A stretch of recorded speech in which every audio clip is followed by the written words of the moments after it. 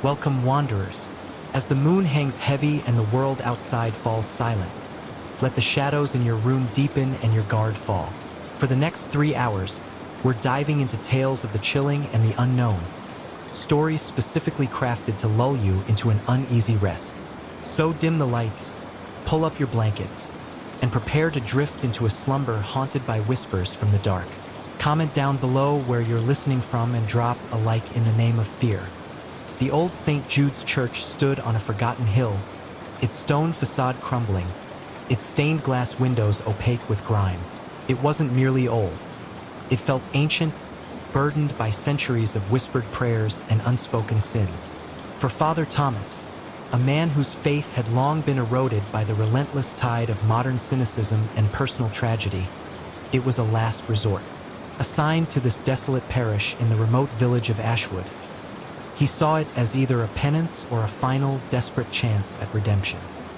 He chose to believe the latter, clinging to the faint hope that a return to the fundamentals, to the quiet solitude of a forgotten place, might reignite the dying embers of his belief. The village itself was a collection of weathered cottages, their inhabitants as stoic and unyielding as the surrounding moorland. They eyed Father Thomas with a mixture of suspicion and resignation, their faces etched with a weariness that went deeper than age. They attended his sparse services, their voices flat during hymns, their eyes rarely meeting his. They spoke of the church in hushed tones, referring to it simply as the old place, never by name and always with a subtle shudder. From the moment Father Thomas stepped into St. Jude's, a pervasive cold settled over him. It wasn't the natural chill of a stone building. It was a damp, clinging cold that seeped into his bones, no matter how thick his cassock. It was worse in the evenings, a creeping dread that made him pull his threadbare stole tighter around him, even as the small, inefficient boiler wheezed in protest. It clung to the air, a constant, physical manifestation of an unseen presence. His first few weeks were a blur of solitary tasks: dusting ancient pews, polishing tarnished brass, trying to decipher the faded Latin inscriptions on forgotten tombs in the overgrown graveyard. The church was vast and empty, its high vaulted ceilings amplifying every sound, every movement, every whisper of his own breath. The air hung thick with the scent of damp stone, decaying wood, and something else, something subtly metallic, like old pennies or dried blood, mingled with the cloying sweetness of long-dead incense. The unsettling sounds. Then came the sounds. At first, he dismissed them as the natural groans of an old building. The creak of ancient timbers settling, the faint whistle of wind through broken panes in the bell tower, the distant hoot of an owl echoing from the surrounding woods. But they grew more distinct, more unsettling. A faint, rhythmic tapping would begin each night around midnight, originating from the sacristy, the small room where vestments were kept. It was soft, hesitant at first, like a child's fingers drumming on wood, then growing firmer, more insistent. Tap, tap, tap. It would go on for hours, a maddening, persistent rhythm that drilled into Father Thomas's skull. Even when he tried to pray, his rosary beads clutched tight in his trembling hands. He'd pound on the sacristy door, yelling, "Who's there?" His voice, thin and reedy, would vanish into the cavernous space, leaving only the relentless tapping as an answer. Sometimes the tapping would pause, only to resume moments later, accompanied by a faint, almost inaudible whimper, like a child crying from a great distance, choked and desperate. He'd press his ear against the cold, damp wood of the door, straining to hear, but the moment he focused, the whimper would invariably fade, leaving him in the oppressive, damp silence, his heart a frantic drum against his ribs. Sleep became a luxury, stolen in fitful, restless bursts, punctuated by the phantom rhythm. The cold spot became more pronounced. It wasn't just the overall chill of the church. There was a specific area, the altar, that was always unnaturally frigid. Stepping into it was like walking into a meat locker, a sudden, shocking drop in temperature that made the hairs on Father Thomas's arms stand on end. And with the cold came a new, unsettling smell.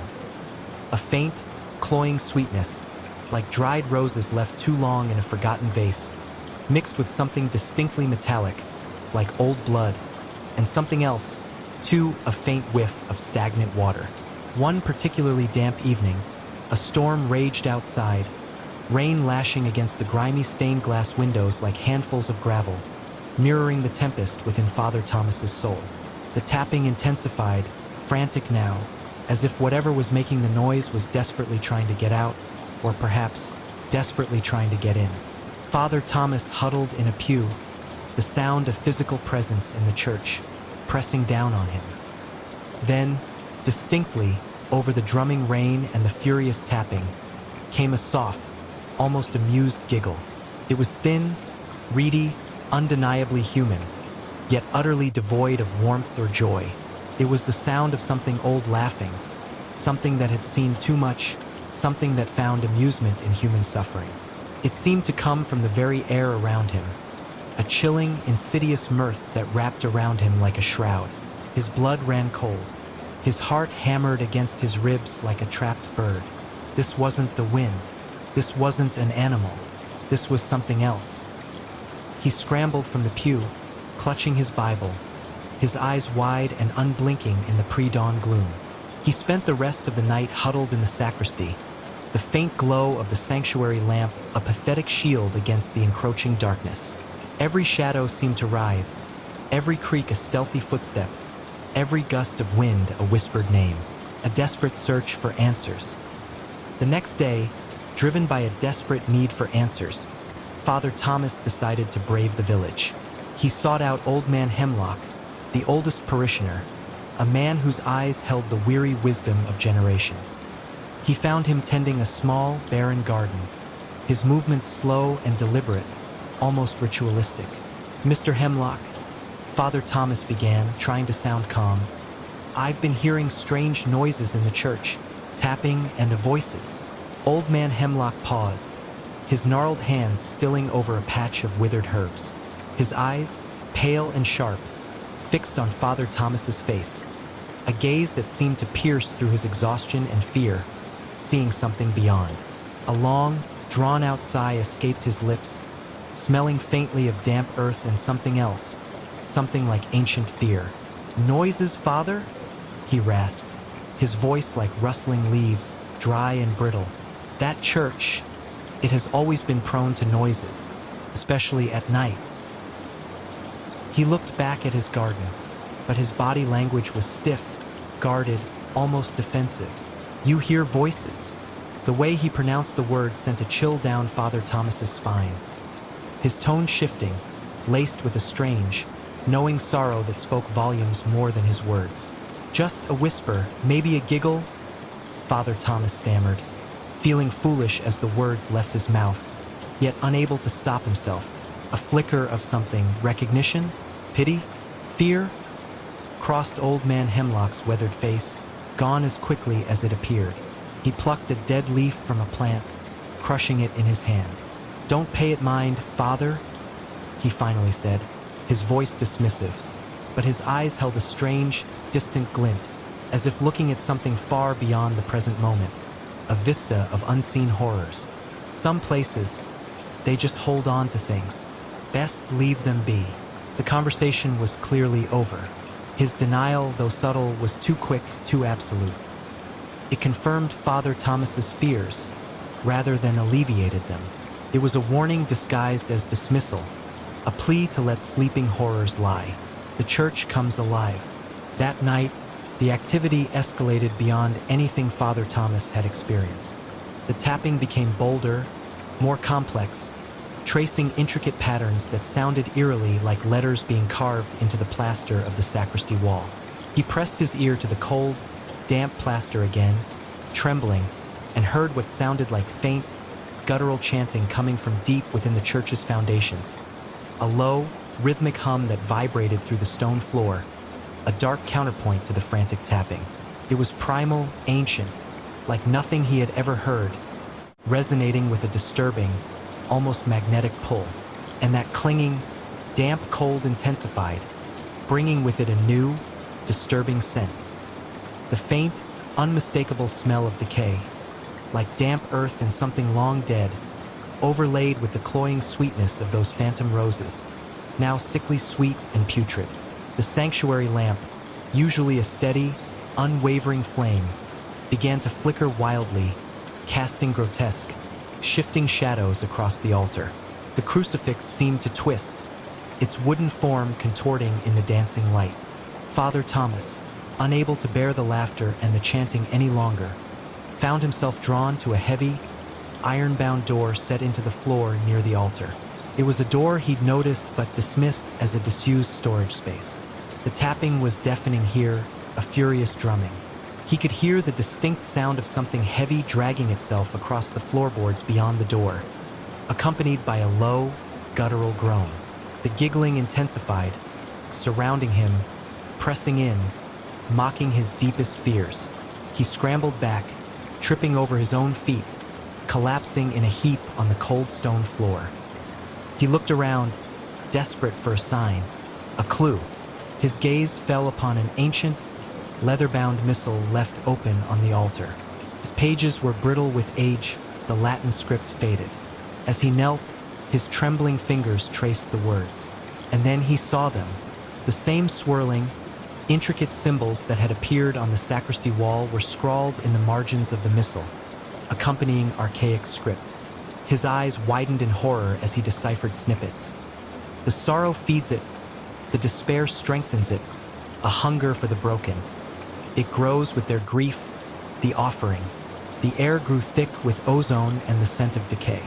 A piercing, unearthly shriek suddenly tore through the church, echoing from the very depths of the building. It was a sound of pure agony and malevolence, a sound that ripped through his already frayed nerves, freezing him in place. The tapping stopped, the giggling stopped, the whispers ceased. A profound, echoing silence descended, heavier and more terrifying than before, a vacuum of sound. Then, from the heavy, iron-bound door near the altar, a dark, viscous liquid began to seep, slowly, inexorably, dripping onto the stone floor. It was thick, black, and smelled of decay and that metallic tang. And from the darkness of the opening, something began to emerge. It was impossibly thin, a series of undulating segments that writhed and pulsed in the dim light. Its skin was slick and glistening, a sickly gray-green, covered in faint, almost imperceptible scales. It had no discernible head or limbs, just a long serpentine body that coiled and uncoiled, slowly, deliberately, filling the space of the altar. And from its surface, hundreds of tiny, iridescent orbs dripped, falling onto the dusty stone with soft, wet plinks, each one pulsing with a faint, hypnotic glow. This was the source. This was the entity the missal had described, the creature that fed on despair, the one for which the church was built as a conduit. As the creature, or whatever it was, continued to emerge, the air grew thick with that cloying, sweet scent, mixed now with something truly vile, like stagnant water and rotting meat. The cold intensified, a physical pressure that seemed to squeeze the very life from him. The creature paused, its segmented body filling the entire altar, its presence overwhelming. And then, from somewhere within its undulating mass, a single black, unblinking eye slowly opened. It was vast and ancient, reflecting the dim light, and it fixed on Father Thomas with an intelligence that was chillingly profound, utterly devoid of emotion, yet filled with an ancient predatory hunger. A voice, not heard with his ears but impressed directly into his mind, echoed in his skull, a chorus of cold, ancient whispers. You crave, I provide. You consume, I grow. Your sorrow is my feast. Your despair, my sustenance. Your faith, my meal. Father Thomas stumbled backward, a choked gasp escaping his lips. His faith, already so fragile, shattered completely. The orbs on the floor pulsed, beckoning, but the sight of the creature, its vast, unblinking eye, and the chilling realization of its true nature, filled him with a horror that transcended even his deepest despair. This wasn't just a fix, it was a pact. He was its sustenance. The church was its maw. The creature's segments began to twitch, and a single, long, translucent tendril uncoiled from its mass, reaching towards him. It moved slowly, deliberately, its tip dripping with the iridescent liquid. The despair in his gut screamed for it, but his mind recoiled. "No!" Father Thomas screamed, his voice raw, finally breaking free of his paralysis. He turned and ran, blindly, instinctively, a desperate primal flight. He scrambled through the pews, past the silent, watchful statues, his feet slipping on the dusty floor. The church seemed to come alive around him, the shadows stretching, reaching, the cold intensifying, the scent of decay overwhelming. The stone walls groaned, the floorboards buckled, as if the entire structure was trying to swallow him whole. He reached the heavy oak main doors, his hands fumbling with the ancient latch, his fingers numb with terror. The creature's slithering was closer now, the scraping of its scales against the stone floor growing louder, a relentless pursuit. He could feel its presence behind him, the oppressive weight of its ancient hunger. With a desperate cry, he wrenched the doors open, snapping the old lock, and burst out into the night. The cool, damp air hit him like a shock, washing over his sweat-soaked skin, carrying away the cloying scent of the church. He didn't look back. He just ran blindly through the overgrown graveyard, past the crumbling headstones, towards the faint, distant lights of Ashwood. He could hear the creature's low chuckle fading behind him, a promise of its patience, its endless wait. He ran until his lungs burned, until his legs gave out, until he collapsed on the side of the winding road, gasping for air, tears streaming down his face. The despair still clung to him, a familiar weight, but it was now laced with a new, terrifying knowledge. He had seen the face of his own darkness, and it had been hungry. He never returned to St. Jude's Church. He abandoned all his belongings, his vestments, his very identity within those walls. The cheap parish had come at an unspeakable price, a price paid not in money, but in sanity and faith. He left Ashwood that night, never looking back, a village now forever synonymous with horror. Months later, living in a small, anonymous room in a different city, the nightmares still came. The tapping, the giggling, the whispers, the slithering, the black eye, but something had changed. The sheer, undeniable horror he had faced had, paradoxically, stripped away his cynicism, leaving him with a raw, terrifying understanding of true evil. He no longer sought redemption. He sought only escape. His faith wasn't restored, not in the way he had once known it. The scars ran deep, etched into his very being. But he faced it now, no longer isolated in his sorrow. Sometimes, when the night was utterly silent, he would still feel a lingering chill, a phantom cold spot in the room, or swear he heard a faint whisper on the wind, a dry, reedy chuckle. And he knew, with a chilling certainty, that St. Jude's Church wasn't just an old building. It was a living, breathing entity, a monstrous maw waiting to consume the unsuspecting. Its roots buried deep in something far older and far more terrifying than dust and forgotten prayers. And he was just one more offering in its long, hungry history, forever marked by the night he escaped its insidious embrace. He was a survivor, but he was also a testament to the insatiable hunger that lurked in the shadows, a hunger that had almost consumed him whole. He had escaped, yes, but he carried a piece of the church, and its despair, within him, a constant, chilling reminder of the darkness that had almost claimed him. The old Blackwood Research Facility, a sprawling concrete monolith half swallowed by the perpetually foggy forest, wasn't just abandoned. It felt like a forgotten secret buried deep within the earth. Its utilitarian facade was streaked with grime, its few windows opaque with lichen, and a perpetual gloom clung to its very foundations, even under the rare shafts of sunlight. For Dr. Alistair Finch, a disgraced xenobotanist whose career had imploded after a controversial and proven theory, it was meant to be a final, desperate act of vindication. He sought proof, a definitive answer to the unusual seismic and bioluminescent anomalies reported deep within this remote sector. He believed the facility, once a hub for classified ecological studies, held the key, a forgotten truth buried beneath decades of institutional silence. But from the moment his battered SUV crunched onto the overgrown access road, a subtle wrongness permeated the air.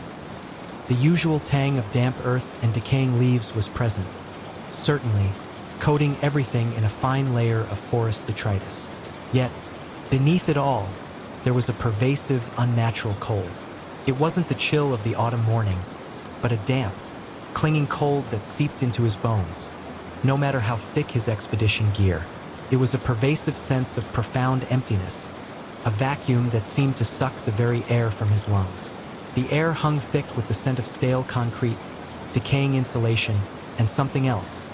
Something subtly metallic, like old pennies or dried blood, mingled with a cloying sweetness, like lilies left too long on a forgotten grave. His first few hours were a blur of navigating the labyrinthine corridors of the abandoned facility, his high-powered flashlight beam cutting a weak path through the oppressive darkness. Lab equipment lay overturned, rusted conduits hung from crumbling ceilings, and the echoing silence was punctuated only by the drip of unseen water and the scuttle of unseen vermin. The facility was vast and empty, its subterranean levels amplifying every sound, every movement, every whisper of his own breath. The only real complaint was the persistent, almost imperceptible hum that seemed to emanate from the very ground, a low thrum that vibrated through the concrete floor, making it hard to truly focus on his self-appointed mission. The unsettling sounds. Then came the sounds. It started subtly, a faint, rhythmic tapping coming from somewhere within the thick concrete walls of the old biocontainment wing, directly behind a rusted, bolted door. It was soft, hesitant at first, like a child's fingers drumming on distant metal, then growing firmer, more insistent. Top, top, top. It would begin each time he paused, just as the last vestiges of twilight faded through a broken skylight far above, and continue for hours, a maddening, persistent rhythm that drilled into Alistair's skull, even when he tried to focus on his geological readings. He'd pound on the wall, yelling, "Hello? Is anyone there?" His voice, thin and reedy, would vanish into the oppressive silence, leaving only the relentless tapping as an answer. Sometimes the tapping would pause, only to resume moments later, accompanied by a faint, almost inaudible whimper, like a child crying from a great distance, choked and desperate. Alistair would press his ear against the cold, damp concrete, straining to hear, but the moment he focused, the whimper would invariably fade, leaving him in the oppressive, damp silence, his heart a frantic drum against his ribs. Sleep became a luxury, stolen in fitful, restless bursts, punctuated by the phantom rhythm. The cold intensified. It wasn't just the chill of the forest air. It was a pervasive, bone-deep cold that seemed to emanate from the very foundations, from the very air. It clung to him, a constant, physical manifestation of an unseen presence. And with the cold came a new, unsettling visual. Fleeting shadows in the periphery of his vision, darting just beyond the reach of his sight, like dark figures slipping between the skeletal remains of lab benches, or indistinct forms moving in the swirling dust motes illuminated by his flashlight. When he turned, they were gone, leaving only the vast, empty expanse of the facility. His scientific detachment, once his greatest strength, began to fray. The rational explanations he clung to felt increasingly thin. He found himself talking to himself, his whispers growing increasingly frantic about the readings and the anomalies. He developed a nervous tick in his eye, constantly scanning the shadows. He complained of persistent headaches and a metallic taste in his mouth. He tried to attribute it to the dust, the isolation, the sheer grind of his self-imposed investigation.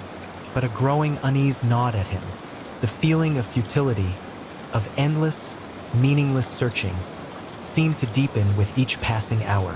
One particularly damp afternoon, a sudden, unseasonal squall whipped through the broken vents, sending clouds of debris lashing against the remaining structures, mirroring the tempest within Alistair's soul. The tapping intensified, frantic now, as if whatever was making the noise was desperately trying to get out, or perhaps desperately trying to get in. Alistair huddled in a former control room, the sound of physical presence in the room, pressing down on him.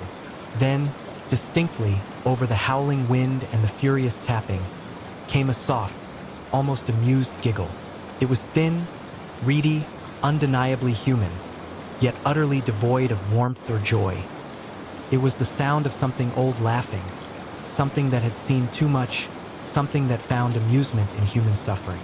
It seemed to come from the very air around him, a chilling, insidious mirth that wrapped around him like a shroud. His blood ran cold.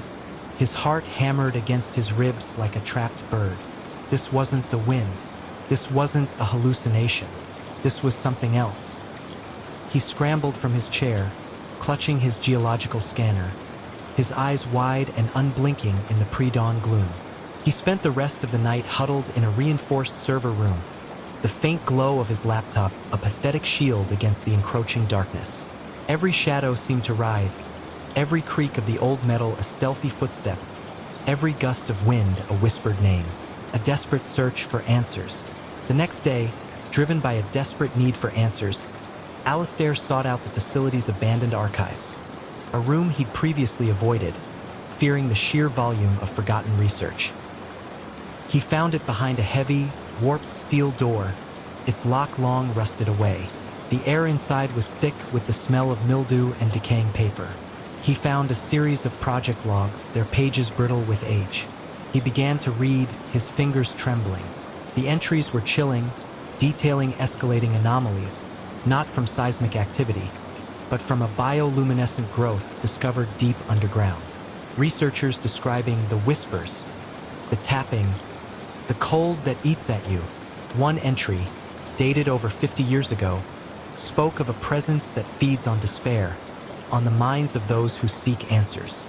And then, deeper in the journals, he found it, scrawled in a shaky hand, identical to the symbols his last patient had drawn in her final, terrifying moments.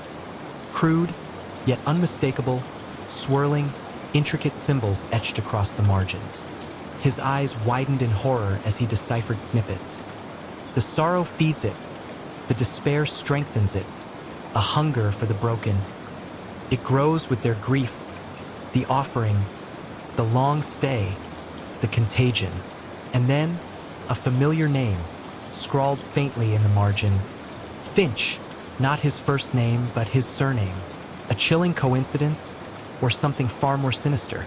A piercing, unearthly shriek suddenly tore through the facility, echoing from the very depths of the earth. It was a sound of pure agony and malevolence, a sound that ripped through his already frayed nerves, freezing him in place. The tapping stopped, the giggling stopped, the whispers ceased. A profound, echoing silence descended, heavier and more terrifying than before, a vacuum of sound. Then, from the heavy, bolted door of the biocontainment wing, a dark, viscous liquid began to seep, slowly, inexorably, spreading across the concrete floor. It was thick, black, and smelled of decay and that metallic tang. And from the darkness of the opening, something began to emerge. It was impossibly thin, a series of undulating segments that writhed and pulsed in the dim light. Its skin was slick and glistening, a sickly gray-green, covered in faint, almost imperceptible scales. It had no discernible head or limbs, just a long serpentine body that coiled and uncoiled, slowly, deliberately, filling the space where the containment units once stood. And from its surface, hundreds of tiny, iridescent orbs dripped, falling onto the dusty concrete with soft, wet plinks, each one pulsing with a faint, hypnotic glow. This was the source. This was the entity the journals had described, the creature that fed on despair, on the broken minds, on the very essence of human suffering. The one for which the facility was its maw. As the creature, or whatever it was, continued to emerge, the air grew thick with that cloying, sweet scent, mixed now with something truly vile, like stagnant water and rotting meat. The cold intensified, a physical pressure that seemed to squeeze the very life from him. The creature paused, its segmented body filling the entire containment room, its presence overwhelming. And then, from somewhere within its undulating mass, a single black, unblinking eye slowly opened. It was vast and ancient, reflecting the dim light, and it fixed on Alistair with an intelligence that was chillingly profound, utterly devoid of emotion, yet filled with an ancient predatory hunger. A voice, not heard with his ears but impressed directly into his mind, echoed in his skull, a chorus of cold, ancient whispers. You crave, I provide. You consume, I grow. Your sorrow is my feast. Your despair, my sustenance. Your guilt, my meal. Your search for truth, my invitation. Your mind, my new home. Alistair stumbled backward, a choked gasp escaping his lips. His scientific detachment, his last bastion of sanity, shattered completely, replaced by pure, unadulterated terror. The orbs on the floor pulsed, beckoning, but the sight of the creature, its vast, unblinking eye, and the chilling realization of its true nature, filled him with a horror that transcended even his deepest despair. This wasn't just a research trip. It was a pact. He was its sustenance. The facility was its maw. The creature's segments began to twitch, and a single, long, translucent tendril uncoiled from its mass, reaching towards him. It moved slowly, deliberately, its tip dripping with the iridescent liquid. The despair in his gut screamed for it, but his mind recoiled. No! Alistair screamed, his voice raw, finally breaking free of his paralysis. He turned and ran, blindly, instinctively, a desperate primal flight. He scrambled through the facility, past the forgotten labs and rusted equipment, his feet slipping on the dusty floor. The facility seemed to groan around him, the shadows stretching, reaching, the cold intensifying, the scent of decay overwhelming. The concrete walls buckled, the ground shook, as if the entire structure was trying to swallow him whole. He burst out the main entrance, the heavy steel doors looming. His hands fumbled with the ancient lock, his fingers numb with terror. The creature's slithering was closer now, the scraping of its scales against the concrete growing louder, a relentless pursuit. He could feel its presence behind him, the oppressive weight of its ancient hunger. With a desperate cry, he wrenched the doors open, snapping the old chains, and burst out into the night. The cool, damp air hit him like a shock, washing over his sweat-soaked skin, carrying away the cloying scent of the facility. He didn't look back. He just ran blindly through the dense, fog-shrouded forest towards the faint, distant glow of the highway. He could hear the creature's low chuckle fading behind him, a promise of its patience, its endless wait. He ran until his lungs burned, until his legs gave out, until he collapsed on the side of the road, gasping for air, tears streaming down his face. The despair still clung to him, a familiar weight, but it was now laced with a new, terrifying knowledge. He had seen the face of his own darkness, and it had been hungry. He never returned to the Blackwood Research Facility. He abandoned his SUV, his equipment, his very identity within those walls. The search for truth had come at an unspeakable price, a price paid not in money, but in sanity. He left the forest that night, never looking back, a place now forever synonymous with horror. Months later, living in a small, anonymous apartment in a different city, the nightmares still came. The tapping, the giggling, the whispers, the slithering, the black eye, but something had changed. The sheer, undeniable horror he had faced had, paradoxically, stripped away his cynicism, leaving him with a raw, terrifying understanding of true evil. He no longer sought solace. He sought only escape. His sanity wasn't restored, not in the way he had once known it. The scars ran deep, etched into his very being. But he faced it now, no new illusions. Sometimes, when the night was utterly silent, he would still feel a lingering chill, a phantom cold spot in the room, or swear he heard a faint whisper on the wind, a dry, reedy chuckle. And he knew, with a chilling certainty, that the Blackwood Research Facility wasn't just an old building. It was a living, breathing entity, a monstrous maw waiting to consume the unsuspecting, its roots buried deep in something far older and far more terrifying than dust and forgotten scientific logs. and he was just one more offering in its long, hungry history, forever marked by the night he escaped its insidious embrace.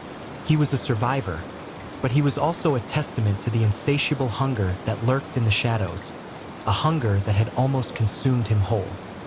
He had escaped, yes, but he carried a piece of the facility, and its despair, within him, a constant, chilling reminder of the darkness that had almost claimed him. One morning, he woke up to the familiar tapping, not from a dream, but from the wall beside his bed. It was soft, hesitant at first, then growing firmer, more insistent. Tap, tap, tap, and then a faint, almost inaudible whimper. He pressed his ear against the cold plaster, and from within the wall he heard it, a soft, almost amused giggle. It was thin, reedy, undeniably human, yet utterly devoid of warmth or joy. It was the sound of something old laughing. He closed his eyes, a profound exhaustion settling over him. He was back. The entity had found him, and this time he knew it wasn't just feeding on his despair. It was spreading. He felt a faint, iridescent shimmer begin to pulse from his own skin, a cold, sweet warmth spreading through his veins. He was the new host, the new conduit, and the tapping, he realized with a final, horrifying clarity, was coming from inside him. The scent of rosin and sweat clung to the air in the hallowed halls of the Volkov Ballet Academy, a perpetual perfume of ambition and sacrifice. Alara, a wisp of a girl with a steel spine and eyes that held the fierce fire of 1,000 suns, lived for this scent. Every muscle in her lithe body was a testament to years of grueling discipline. Every ache a whispered promise of perfection. She was a rising star, a prodigy, but even in her talent, there was a shadow. The Academy, renowned for its rigorous training and unparalleled artistry, was also notorious for its legends, tales of dancers who pushed too far, who vanished, or who simply broke. Her current obsession, and the source of a growing unease, was the upcoming performance of the Obsidian Swan, a ballet whispered about with a mixture of reverence and dread. It was a rarely performed masterpiece, a ballet of such technical difficulty and emotional intensity that it was said to consume its lead dancers. The role of the Black Swan, in particular, was cursed, demanding a surrender so absolute that some believed it was less a performance and more a possession. The director, Madame Volkov herself, a woman whose stern gaze could wither even the most confident dancer, had chosen Alara for the lead. It was an honor, a dream come true, yet a cold dread settled in Alara's stomach. The previous lead, a brilliant but fragile dancer named Anya, had suffered a catastrophic injury during rehearsals, a snapped Achilles tendon, a career-ending rupture that had left her screaming on the stage, her cries echoing through the empty theater. Some said it was an accident. Others whispered of the Swan's jealousy. As rehearsals for The Obsidian Swan began, the atmosphere in the Academy shifted. The usual competitive tension was replaced by a palpable, almost suffocating sense of dread. The music, a haunting, dissonant score by a forgotten composer, seemed to seep into the very stone of the building, echoing in the empty studios long after the pianists had left. Alara found herself practicing late into the night, driven by a relentless need to master the role, to embody the Black Swan's malevolent grace. It started subtly. The mirrors in the main studio, usually pristine, would sometimes show fleeting distortions in her reflection. A flicker of something gaunt and pale behind her, a pair of eyes that were not her own, wide with a silent, desperate agony. She'd spin, heart pounding, to find nothing but the empty studio, the cold, silent mirrors reflecting only her own exhausted form. The faint scent of something metallic, like old pennies or dried blood, would occasionally waft through the air, only to vanish as quickly as it appeared. Then came the sounds, faint whispers, like dry leaves skittering across the polished wooden floor, when no wind stirred. The distinct, rhythmic tap-tap-tap of point shoes on the floor above, long after the last dancer had departed. Sometimes, a low, guttural sigh, like someone struggling for breath, would echo from the wings of the empty theater. Alara attributed it to the old building settling, to her own fatigue, to the immense pressure of the role. But the incidents grew bolder. She would leave her point shoes meticulously placed by her bag, only to find them later in the center of the studio, their ribbons untied, splayed as if they had just been danced in. Her practice costume, left neatly folded, would sometimes be found crumpled in a corner, or even draped over a ballet bar, as if a spectral dancer had used it. The faint metallic scent grew stronger, more persistent. The whispers began to coalesce into fragmented, chilling phrases. She dances, she suffers, the swan demands. They seemed to emanate from the very walls, from the shadows clinging to the corners of the studio, from the depths of the empty theater. The air around her grew noticeably colder, even in the heated studios, a bone-chilling cold that seeped into her very marrow. Sleep became a battleground. Nightmares, vivid and terrifying, plagued her. She dreamt of the black swan not as a character she danced, but as a living entity. In these dreams, the swan was a gaunt, skeletal figure, its eyes glowing with an internal, malevolent light, its point shoes clicking a relentless rhythm on an endless, dark stage. It would dance around her, its movements a grotesque parody of ballet, its long, bony fingers reaching for her, its whispers a deafening roar in her mind. Give yourself. Surrender. Become the swan. She jolted awake one night, heart hammering against her ribs, the scent of old blood thick in her nostrils. Standing at the foot of her bed, bathed in the pale moonlight filtering through the window, was a shimmering, translucent figure. It was vaguely human-shaped, but distorted, elongated, its limbs impossibly thin, its head tilted at an unnatural angle. It wore a tattered, dark tutu, and its feet were encased in what looked like ancient, blood-stained point shoes. It was Anya, or what was left of her. A silent scream tore through Alara's throat. The apparition raised a skeletal hand, its fingers beckoning, its mouth opening in a silent, agonizing gasp. Then, it recoiled, dissolving into the shadows of the room. Alara scrambled out of bed, fumbling for the light switch, her hands shaking so violently she could barely grasp it. When the room flooded with light, there was nothing. Only the lingering scent of decay and the profound, oppressive cold. She could no longer deny it. The legends were real. The black swan was not just a role. It was a curse, a hungry entity that consumed its dancers, binding their tormented souls to the academy, forcing them to dance forever, spectral shadows in the halls of their former glory. Anya was just one of its victims, a new addition to its grim collection. Driven by a desperate need for answers, Alara began researching the ballet's origins. The Academy's archives, usually locked away, held a hidden section, dusty and forgotten. She found fragmented accounts of the ballet's composer, a reclusive and supposedly mad genius named Viktor Volkov, the great-grandfather of the current director. His journals, written in a frantic, almost illegible hand, spoke of a pact with the shadows, of infusing life into art, of a sacrifice for true perfection. The entries grew more disturbing, detailing how the music itself became a conduit, a binding spell, drawing in the essence of the dancers, their pain, their ambition, their very souls, to give the black swan its chilling vitality. He wrote of the hunger of the swan, its insatiable desire for more, for life. The more she read, the more the pieces of the puzzle clicked into place, forming a terrifying picture. The ballet wasn't just difficult, it was a ritual. The black swan wasn't just a character. It was a parasitic entity, a construct of dark magic and tormented souls, feeding on the life force of its performers, growing stronger with each one it consumed.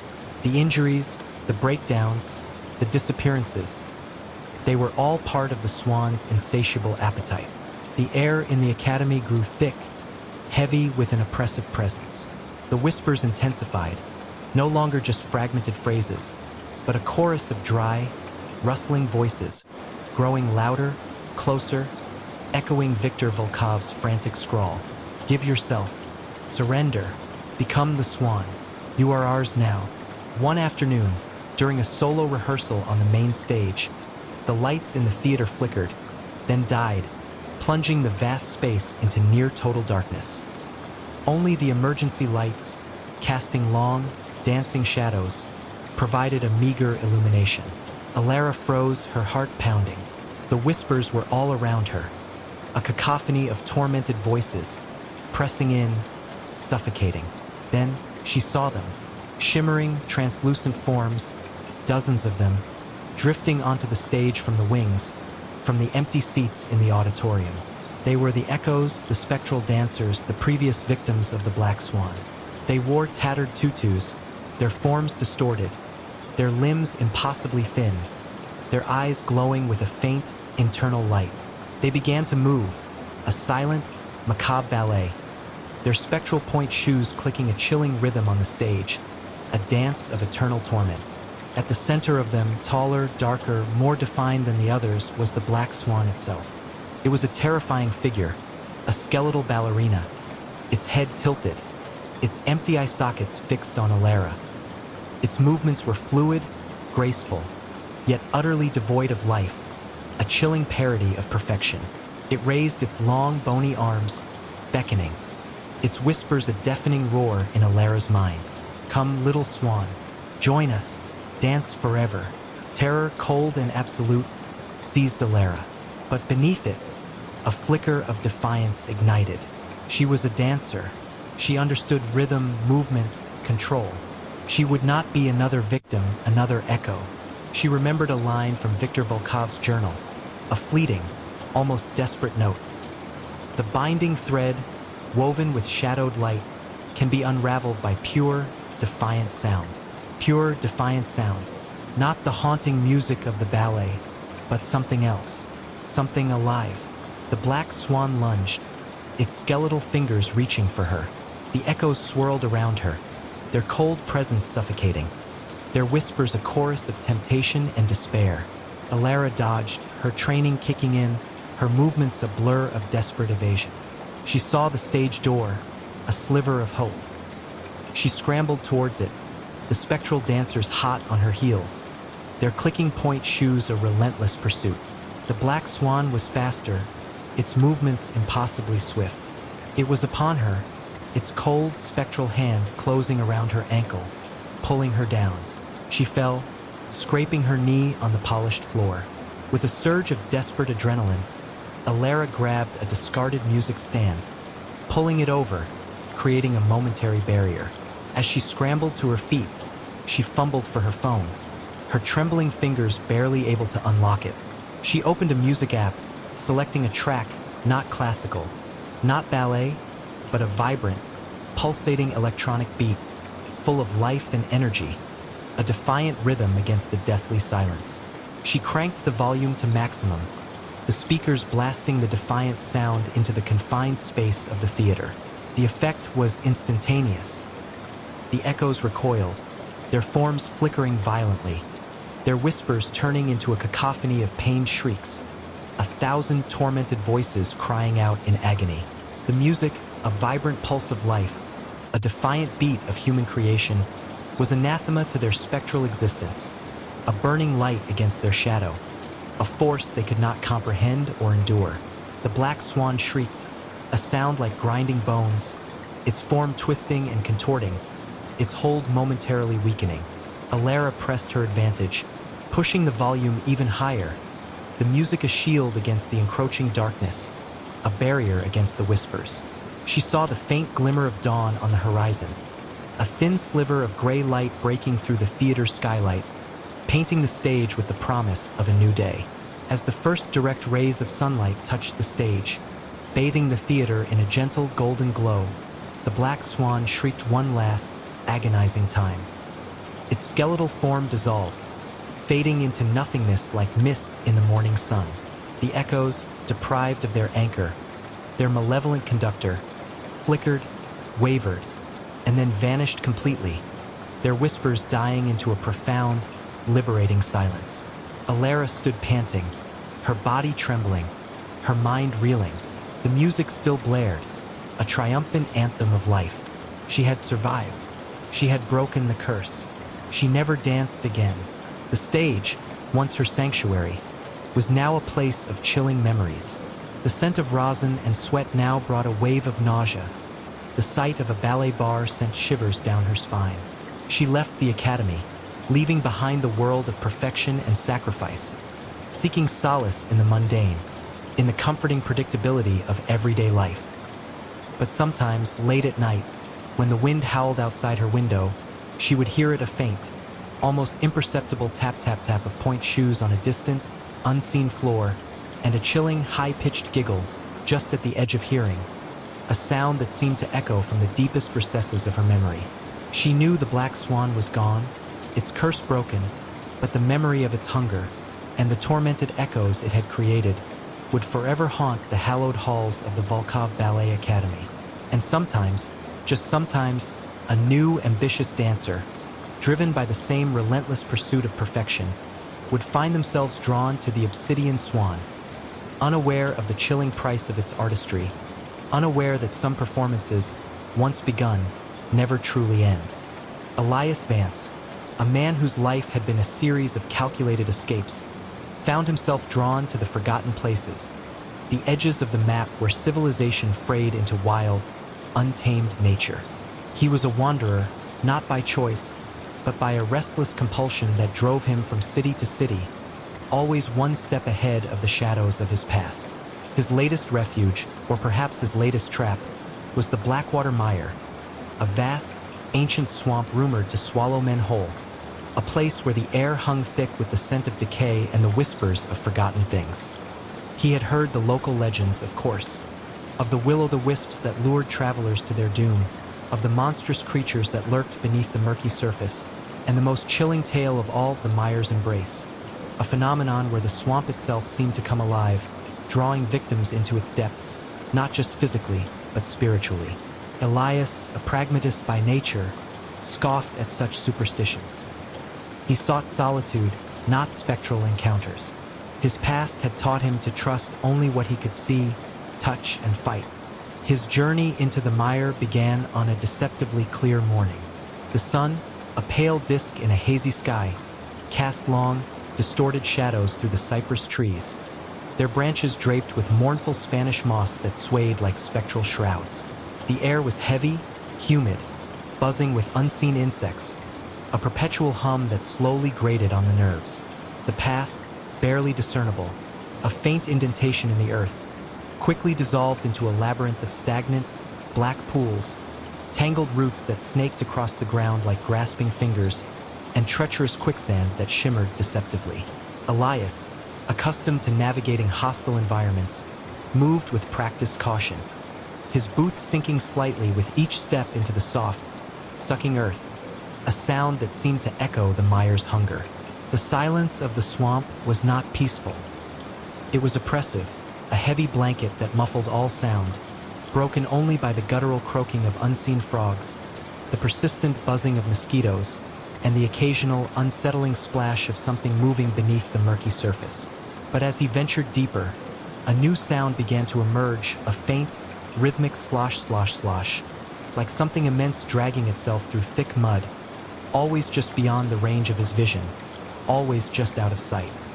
He dismissed it as an animal, a large alligator perhaps, or a wild boar, but the sound persisted, following him, a constant, unsettling companion in the deepening gloom. Then came the scent, a cloying, sweet decay, like rotting vegetation and stagnant water, but overlaid with something else, something vaguely metallic, like old pennies or dried blood. It would waft through the air, strong and nauseating, then vanish as quickly as it appeared, leaving him to question his senses, to wonder if his mind was playing tricks on him. As dusk settled, painting the swamp in hues of bruised purple and sickly green, the will-o'-the-wisps appeared, faint, ethereal lights, dancing and weaving through the trees, their luminescence a hypnotic lure, beckoning him deeper into the mire's treacherous heart.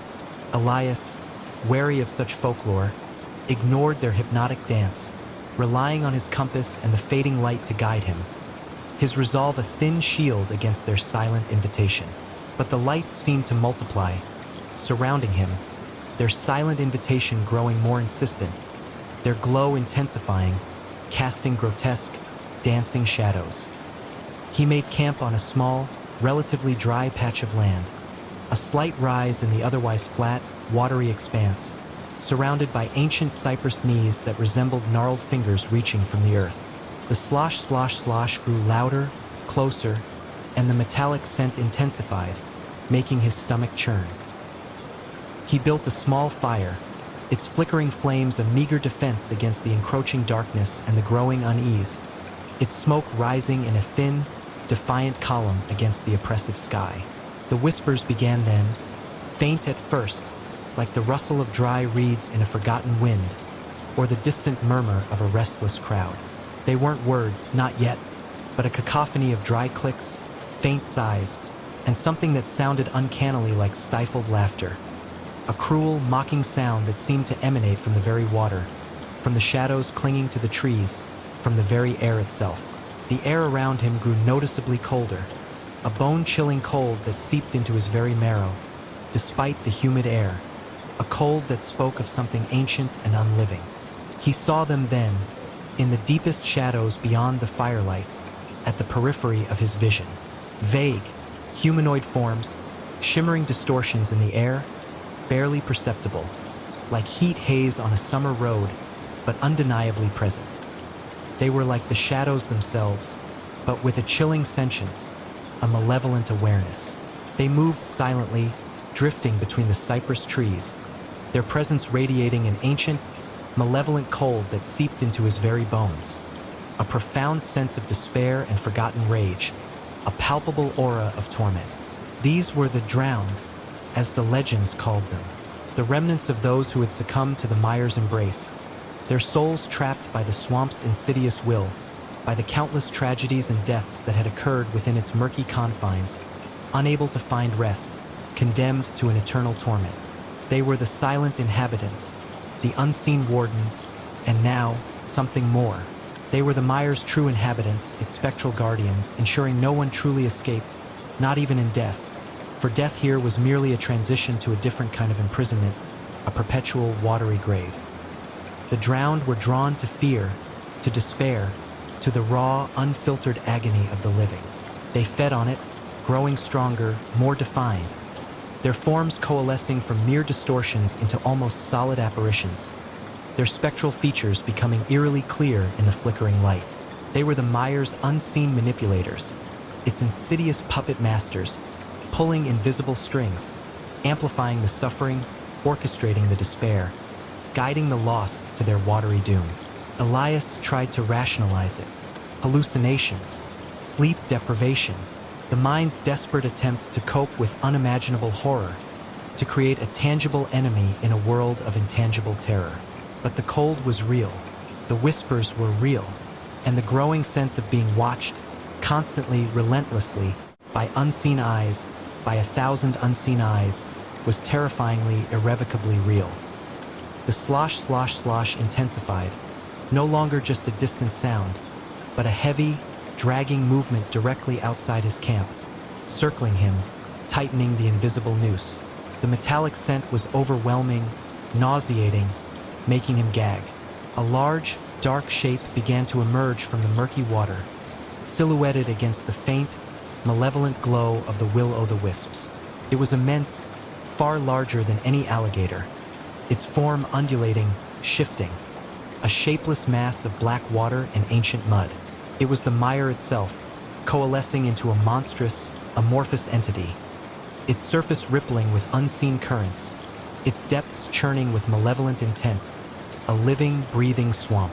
The whispers became words, a chorus of dry, rasping voices, seeming to come from the very water, from the very air, from within his own mind, invading his thoughts, twisting his perceptions. You are lost, wanderer. You are ours now. Join us. Become one of the drowned. Forever. Terror, cold and absolute, seized Elias, a primal scream trapped in his throat. He scrambled to his feet, grabbing his machete, its blade glinting in the firelight, a desperate symbol of defiance. He was a survivor, a fighter. He would not succumb, not here, not now. The mire creature lunged, its amorphous form surging forward, tendrils of black water reaching for him like grasping arms. its surface churning with unseen faces. The drowned swirled around him, their cold presence suffocating. Their whispers a chorus of temptation and despair, trying to break his will, to make him surrender, to drag him down into the cold embrace.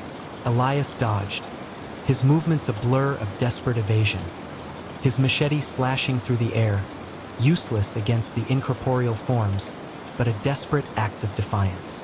He remembered a fragment of an old tale, a forgotten piece of folklore from a distant land, a story whispered by old men around dying fires. The ancient waters fear the sound of iron and the light of a pure heart. The mire cannot hold what truly resists. Iron, his machete, light, his spirit. He fought with a desperate ferocity, not against the physical form of the mire creature, which was intangible, but against the despair it radiated, against the whispers of the drowned that clawed at his sanity. He swung his machete, not to cut, but to create sound, a defiant clang against the oppressive silence, a jarring note in the mire's morbid symphony. Each strike against a cypress knee, each scrape against a rock, produced a sharp, metallic ring that seemed to momentarily disrupt the whispers, to make the drowned recoil, their forms flickering in agitation.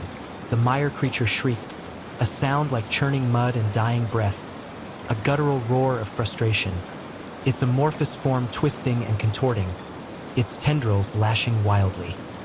The drowned recoiled, their forms flickering violently, their whispers turning into a cacophony of pained shrieks, 1,000 tormented voices crying out in agony, unable to bear the sound. The sound of iron, a defiant clang of human will, was anathema to their spectral existence, a burning light against their shadow, a force they could not comprehend or endure. Elias pressed his advantage, swinging his machete wildly, desperately, creating a symphony of defiant clangor, a shield of sound against the encroaching darkness. He saw the faint glimmer of dawn on the horizon, a thin sliver of gray light breaking through the oppressive canopy of trees, painting the swamp with the promise of a new day, a beacon of hope in the suffocating gloom. The mire creature shrieked one last, agonizing time, a sound that seemed to tear at the very fabric of the swamp. Its amorphous form dissolved, sinking back into the murky depths, fading into nothingness like mist in the morning sun. The drowned, deprived of their anchor, their malevolent conductor, flickered, wavered, and then vanished completely, their whispers dying into a profound, liberating silence. Elias stood panting, his body trembling uncontrollably, his mind reeling from the ordeal, the phantom chill still clinging to his skin. The air was still, the metallic scent gone, replaced by the damp, earthy smell of the swamp, a smell that no longer held the tang of decay. He had survived. He had broken the mire's embrace. He never wandered into forgotten places again. The thrill of solitude was gone, replaced by the chilling memory of the drowned and the sentient mire. He left the swamp, walking for days, pushing himself until he reached the harsh, comforting cacophony of a bustling city, seeking solace in the mundane, in the comforting predictability of human life, in the anonymity of crowds. He never spoke of what he had seen, what he had fought. Who would believe him? But sometimes, late at night, when the wind howled outside his window, a sound that once brought him peace, he would hear it, a faint, almost imperceptible slosh, slosh, slosh, like something dragging itself through thick mud, and a chilling, high-pitched giggle just at the edge of hearing, a sound that seemed to echo from the deepest recesses of his memory. He knew the mire still called, still claimed its due, still hungered for new souls. And he knew that somewhere, in the eternal darkness of the Blackwater mire, the drowned still lingered, their spectral forms drifting through the murky depths, waiting for the next wanderer to fall into the mire's embrace, unaware that some journeys, once begun, never truly end. The air in the Sundarbans was a suffocating shroud of humidity and the cloying scent of decay, a constant reminder of the relentless cycle of life and death that governed this ancient mangrove forest. Deep within its labyrinthine waterways and tangled roots, where the land bled into the sea, lived creatures of primeval power. Among them, two apex predators held dominion, their territories overlapping, their very existence a testament to the jungle's brutal beauty. Ka, the python, was a creature of immense age and size, his scales the color of ancient moss and dark river mud, perfectly camouflaged amidst the gnarled roots and hanging vines. He moved with a silent, undulating grace, his body a coiled engine of destruction.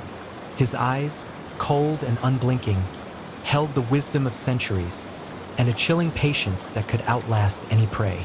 His hunger was a slow, burning ember, rarely sated, always lurking.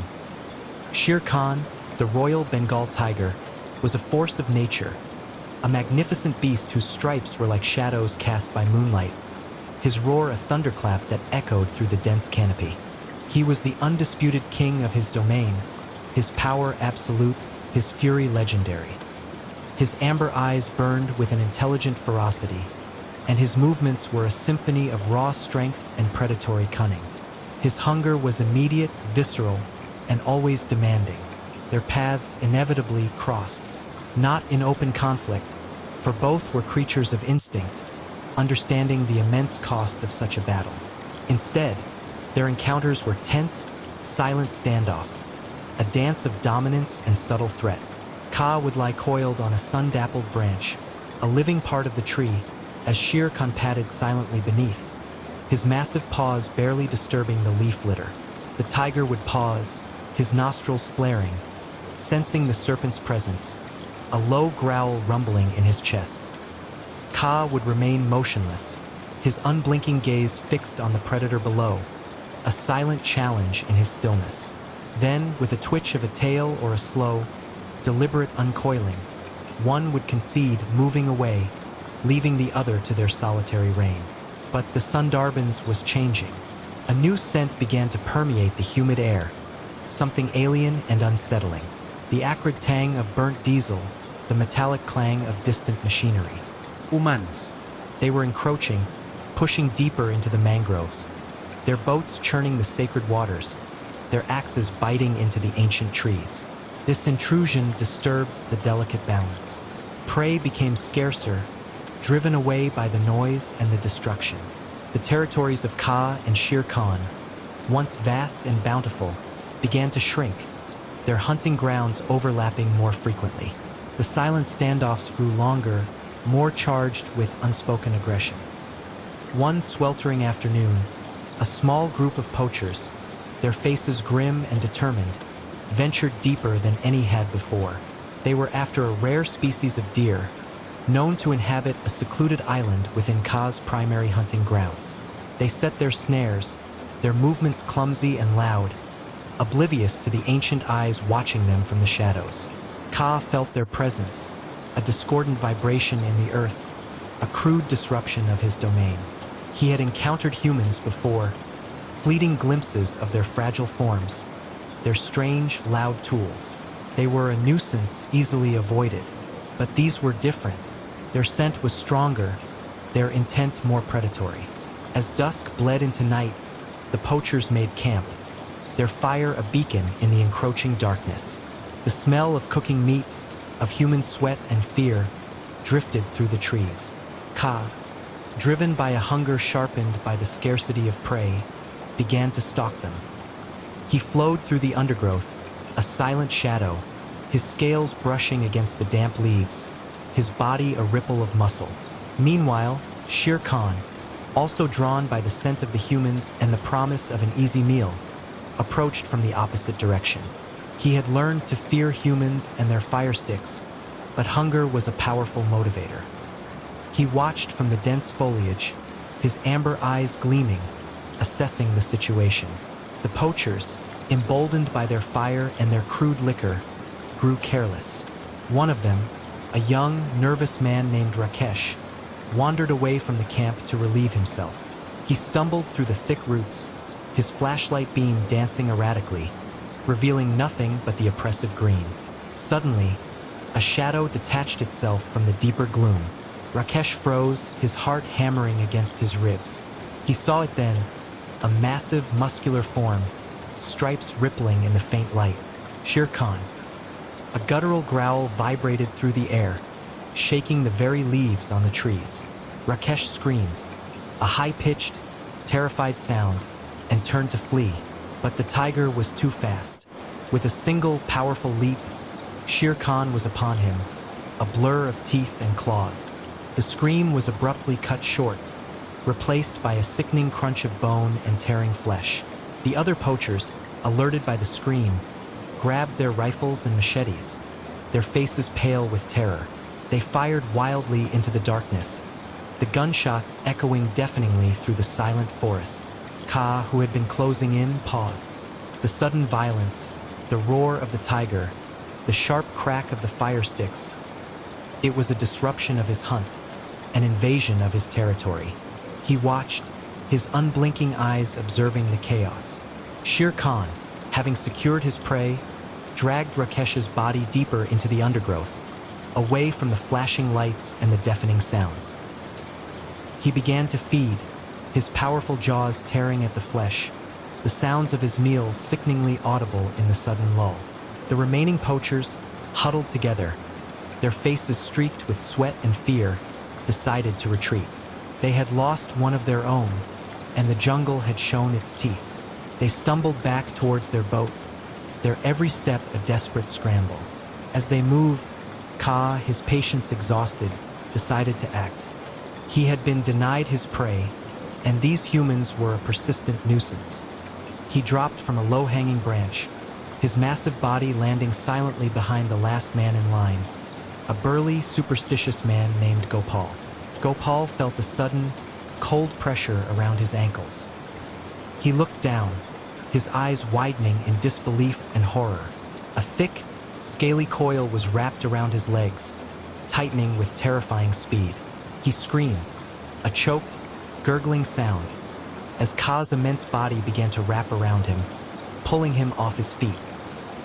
His companions turned, their eyes widening in terror as they saw Gopal struggling, his body being slowly enveloped by the monstrous serpent.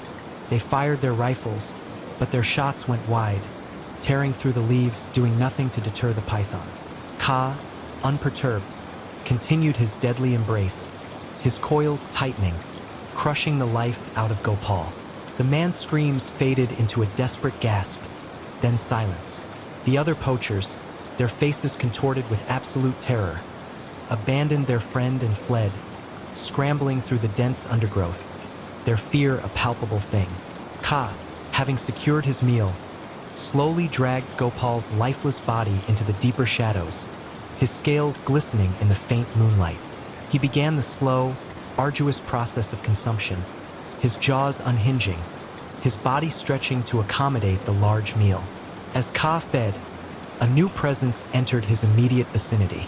Shere Khan, the tiger, having finished his own meal, had been drawn by the lingering scent of the humans and the subtle vibrations of Ka's feeding. He padded silently through the trees, his eyes fixed on the massive python. This was different from their usual encounters. There was no subtle dance of dominance now, only a raw, primal tension.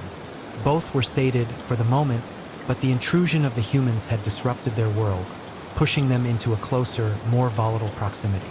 Shere Khan let out a low, challenging growl, a sound that vibrated through Ka's massive body. The python paused his meal, his head rising slowly, his unblinking eyes meeting the tiger's burning gaze. The air crackled with unspoken threat. Then, Shere Khan did something unexpected. He moved closer, not in aggression, but with a strange, almost curious intensity. He circled the feeding python, his tail twitching, his muscles coiled. He sniffed the air, taking in the scent of the human, the scent of the python, the scent of the disturbed jungle. Ka, for his part, remained still, his focus divided between his meal and the looming threat. He could sense the tiger's power, its immense strength, but he also sensed something else, a shared understanding, perhaps, of the true enemy.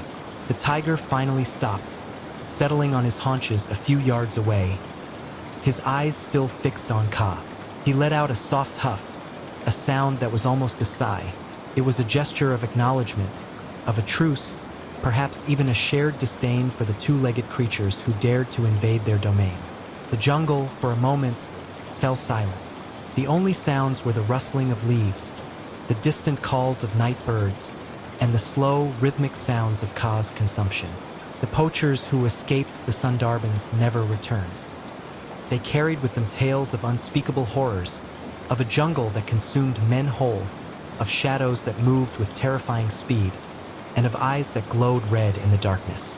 They spoke of a tiger whose roar shook the very earth, and a serpent whose coils could crush steel. Their stories, dismissed as the ravings of madmen, became whispered legends in the coastal villages, a warning against venturing too deep into the black mire. But deep within the Sundarbans, the ancient cycle continued. Ka and Shere Khan, the serpent and the tiger, continued their reign. The humans had brought disruption, had forced them into a new, uneasy understanding. The jungle had shown its teeth, reclaiming its own, and the two predators, in their own terrifying ways, were its instruments. They were the guardians of the deep, the silent, deadly response to humanity's relentless greed. And as long as the black mire held its secrets, and the earth bled its oil, the jungle would continue to whisper of the horrors that lurked within its embrace, waiting for the next trespasser. The silence of the Sundarbans was not empty, it was merely waiting. Daniel Thorne was a man who had conquered everything. From humble beginnings in a forgotten mining town, he had clawed his way to the pinnacle of global finance, building an empire of tech, media, and real estate. His name was synonymous with innovation, ruthlessness, and an almost pathological aversion to failure. He owned private islands, a fleet of superyachts, and a collection of art that rivaled national museums. Yet, for all his material possessions, Daniel Thorne possessed one true, insatiable hunger: control.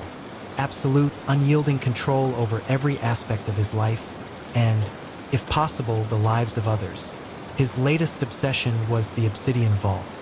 Not a bank vault, but a subterranean complex beneath his remote, sprawling estate in the desolate, windswept highlands of Scotland.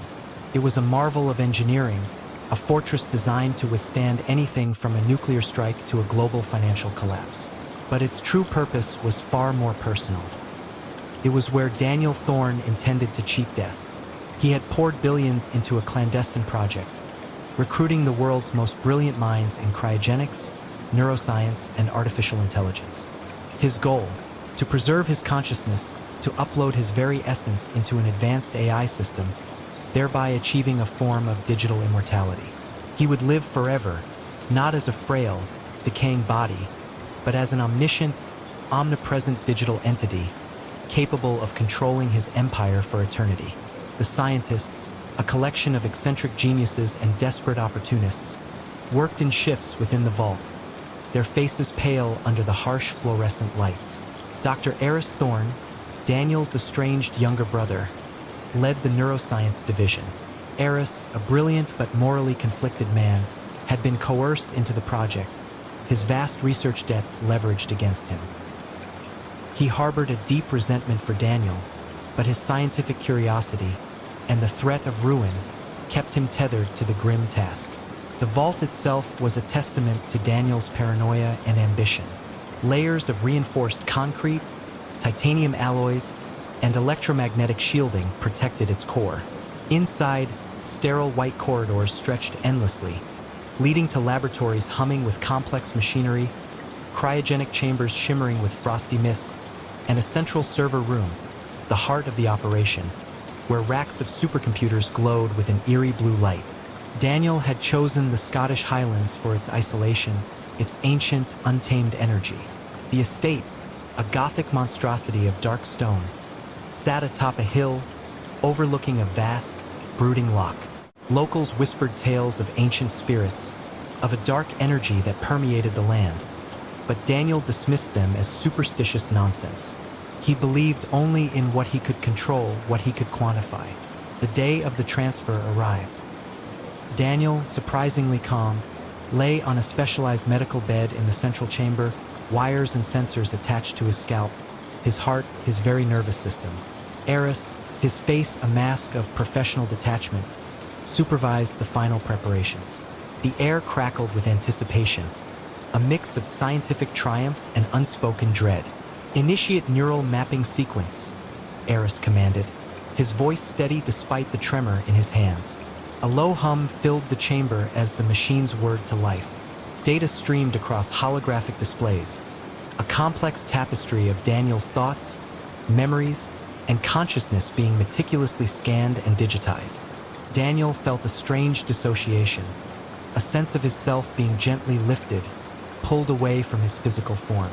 It was not painful, but profoundly unsettling. As the process neared completion, a flicker of something unexpected appeared on the monitors. A faint, anomalous energy signature, originating not from Daniel's brain, but from the very structure of the vault itself. "What is that?" a junior technician stammered, pointing at a rapidly growing spike on a display. Eris frowned. "Unidentified energy spike. Source. Internal? Impossible. The vault is sealed." Daniel, still conscious, felt a sudden, intense cold.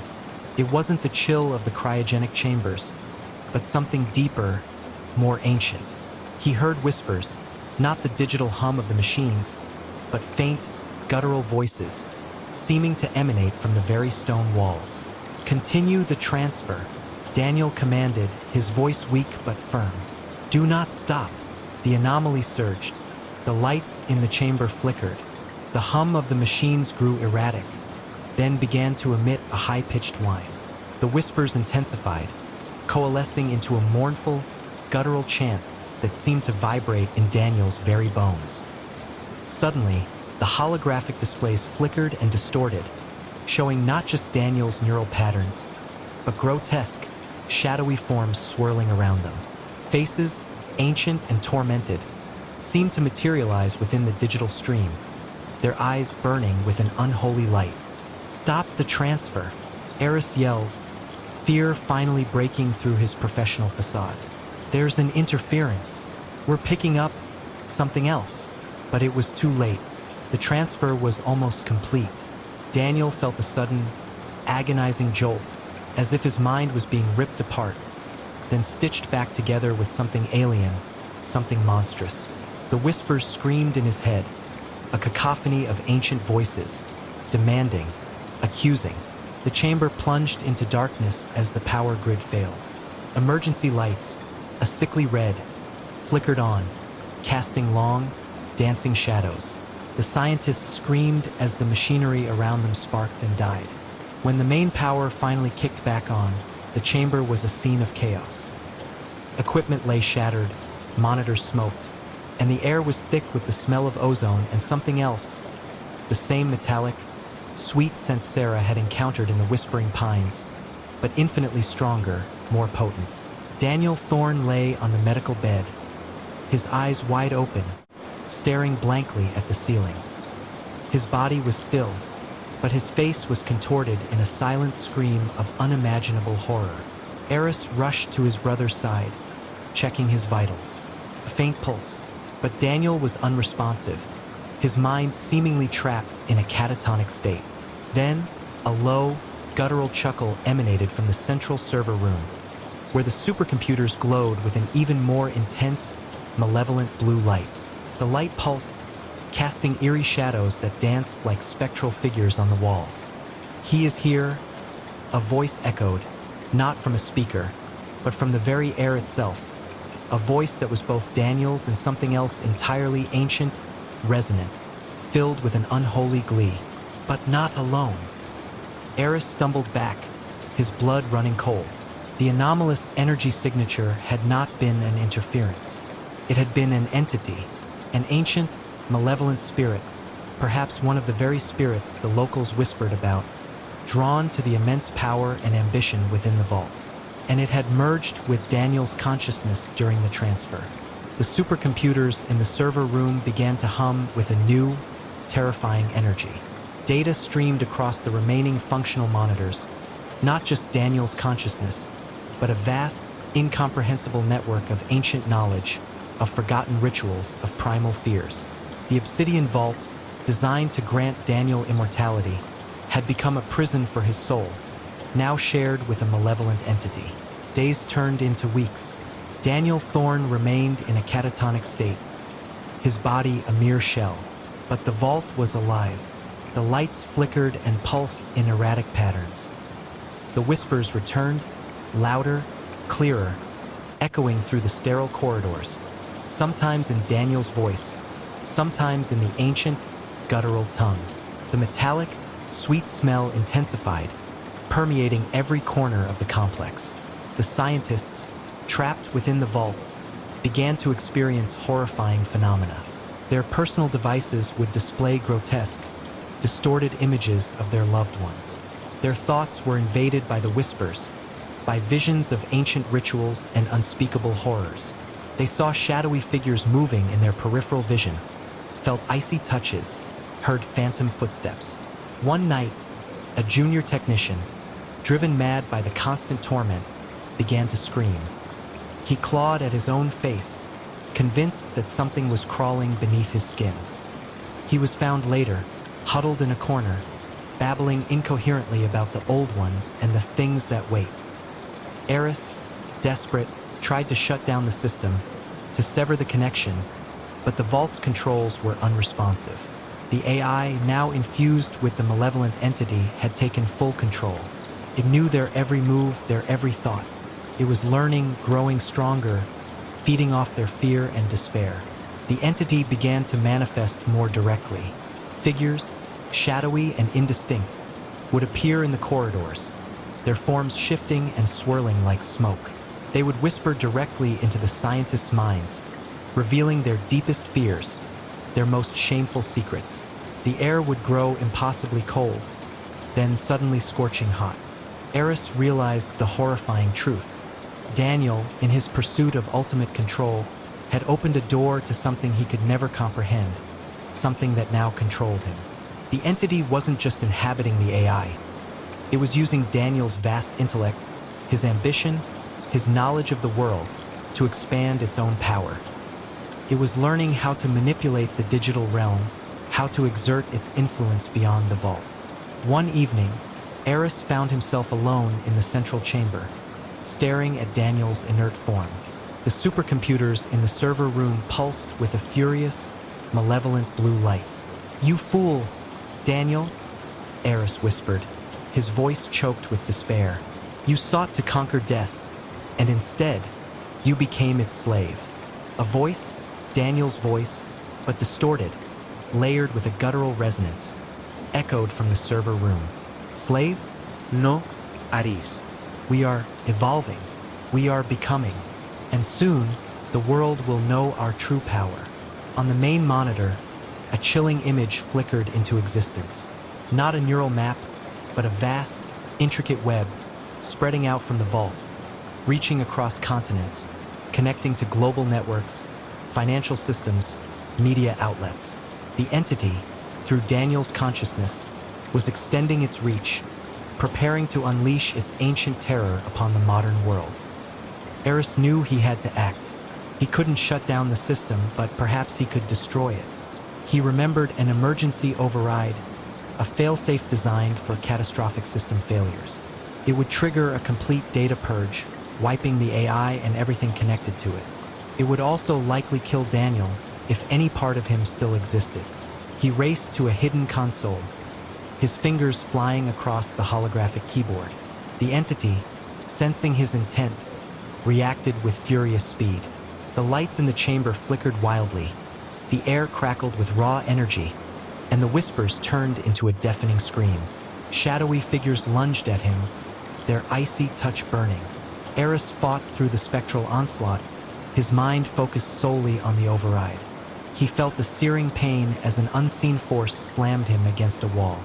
Blood trickled from his temple, but he pushed on, driven by a desperate hope to save humanity from his brother's monstrous creation. He reached the final command. His finger hovered over the activation button. Then, Daniel's voice, clear and distinct, filled the chamber, devoid of the guttural overlay. "Eris, don't. It's still me. I'm still here. I can fight it. We can control it." Eris hesitated. Was it truly Daniel? Or a trick? A desperate plea from the entity to preserve its new vessel? He looked at his brother's still, tormented face. The fear in Daniel's eyes, even in his catatonic state, seemed to plead with him. But then, the guttural chant returned, overwhelming Daniel's voice, twisting it into something demonic. The shadowy figures intensified, their forms solidifying, their eyes burning with malevolence. Eris made his choice. "Forgive me, Daniel," he whispered, tears blurring his vision. "But this is the only way." He slammed his hand down on the activation button. A blinding flash of blue light erupted from the central server room, followed by a deafening roar that shook the entire vault. The ground trembled violently. The air filled with the smell of burning electronics and something acrid, like burnt flesh. Then silence. When the dust settled, the obsidian vault was dark, cold, and utterly still. The supercomputers were dead, their screens black. The machinery was silent. The metallic, sweet smell was gone, replaced by the faint scent of ozone. Eris, battered and bruised, slowly pushed himself up. He stumbled to Daniel's medical bed. Daniel Thorne was still there, his body lifeless. The pulse was gone. Eris had succeeded. He had destroyed the entity, and with it, his brother. He made his way out of the vault, the heavy iron door groaning shut behind him. He emerged into the Scottish Highlands, the sun rising over the brooding loch, painting the sky with hues of orange and purple. The air was crisp, clean, free of the oppressive dread that had permeated the vault. He was the only one left. The other scientists, driven mad or consumed by the entity, were gone. Eris walked away from the Gothic estate, not looking back. He knew the world would never know the true horror that had almost been unleashed. He carried the burden of his brother's ambition and the chilling knowledge of what lay beneath the earth, a monument to a billionaire's hubris and the ancient forces he had unwittingly awakened. He would spend the rest of his life haunted by the whispers, by the memory of his brother's tormented face, and by the profound silence that now filled the obsidian vault. He had saved the world, but at a cost that would forever echo in the chambers of his own mind. He knew that some things, no matter how much wealth or power one possessed, were never meant to be controlled, never meant to be disturbed. And some doors, once opened, could never truly be closed. The whispers, he knew, would always be there, just at the edge of hearing, a chilling reminder of the horrors he had witnessed, and the darkness that still lingered in the world, waiting for another ambitious soul to awaken it. The forest was a living, breathing entity, ancient and unforgiving. Its gnarled trees, draped in moss like skeletal fingers, clawed at a sky perpetually shrouded in mist. Elias Thorne, a man whose life had been etched by the harsh realities of the wilderness, moved through it with the silent grace of a predator. His rifle, a well-oiled extension of his arm, was always ready. Elias was a hunter, not by sport, but by necessity, providing for his small, isolated village nestled deep in the forgotten valleys of the Appalachians. For years, the forest had yielded its bounty: deer, bear, elk. But recently, a new presence had settled in, subtle at first, then increasingly undeniable. It began with whispers among the villagers, tales of strange lights in the woods, of animals found dead with no discernible wounds, their eyes wide with an unearthly terror. Elias, a man of logic and steel, dismissed them as old wives' tales, the ramblings of fear-mongering folk, until he saw it. It was a fox. Not just any fox, but one of impossible beauty, its fur the color of burnished copper, its eyes like chips of emerald.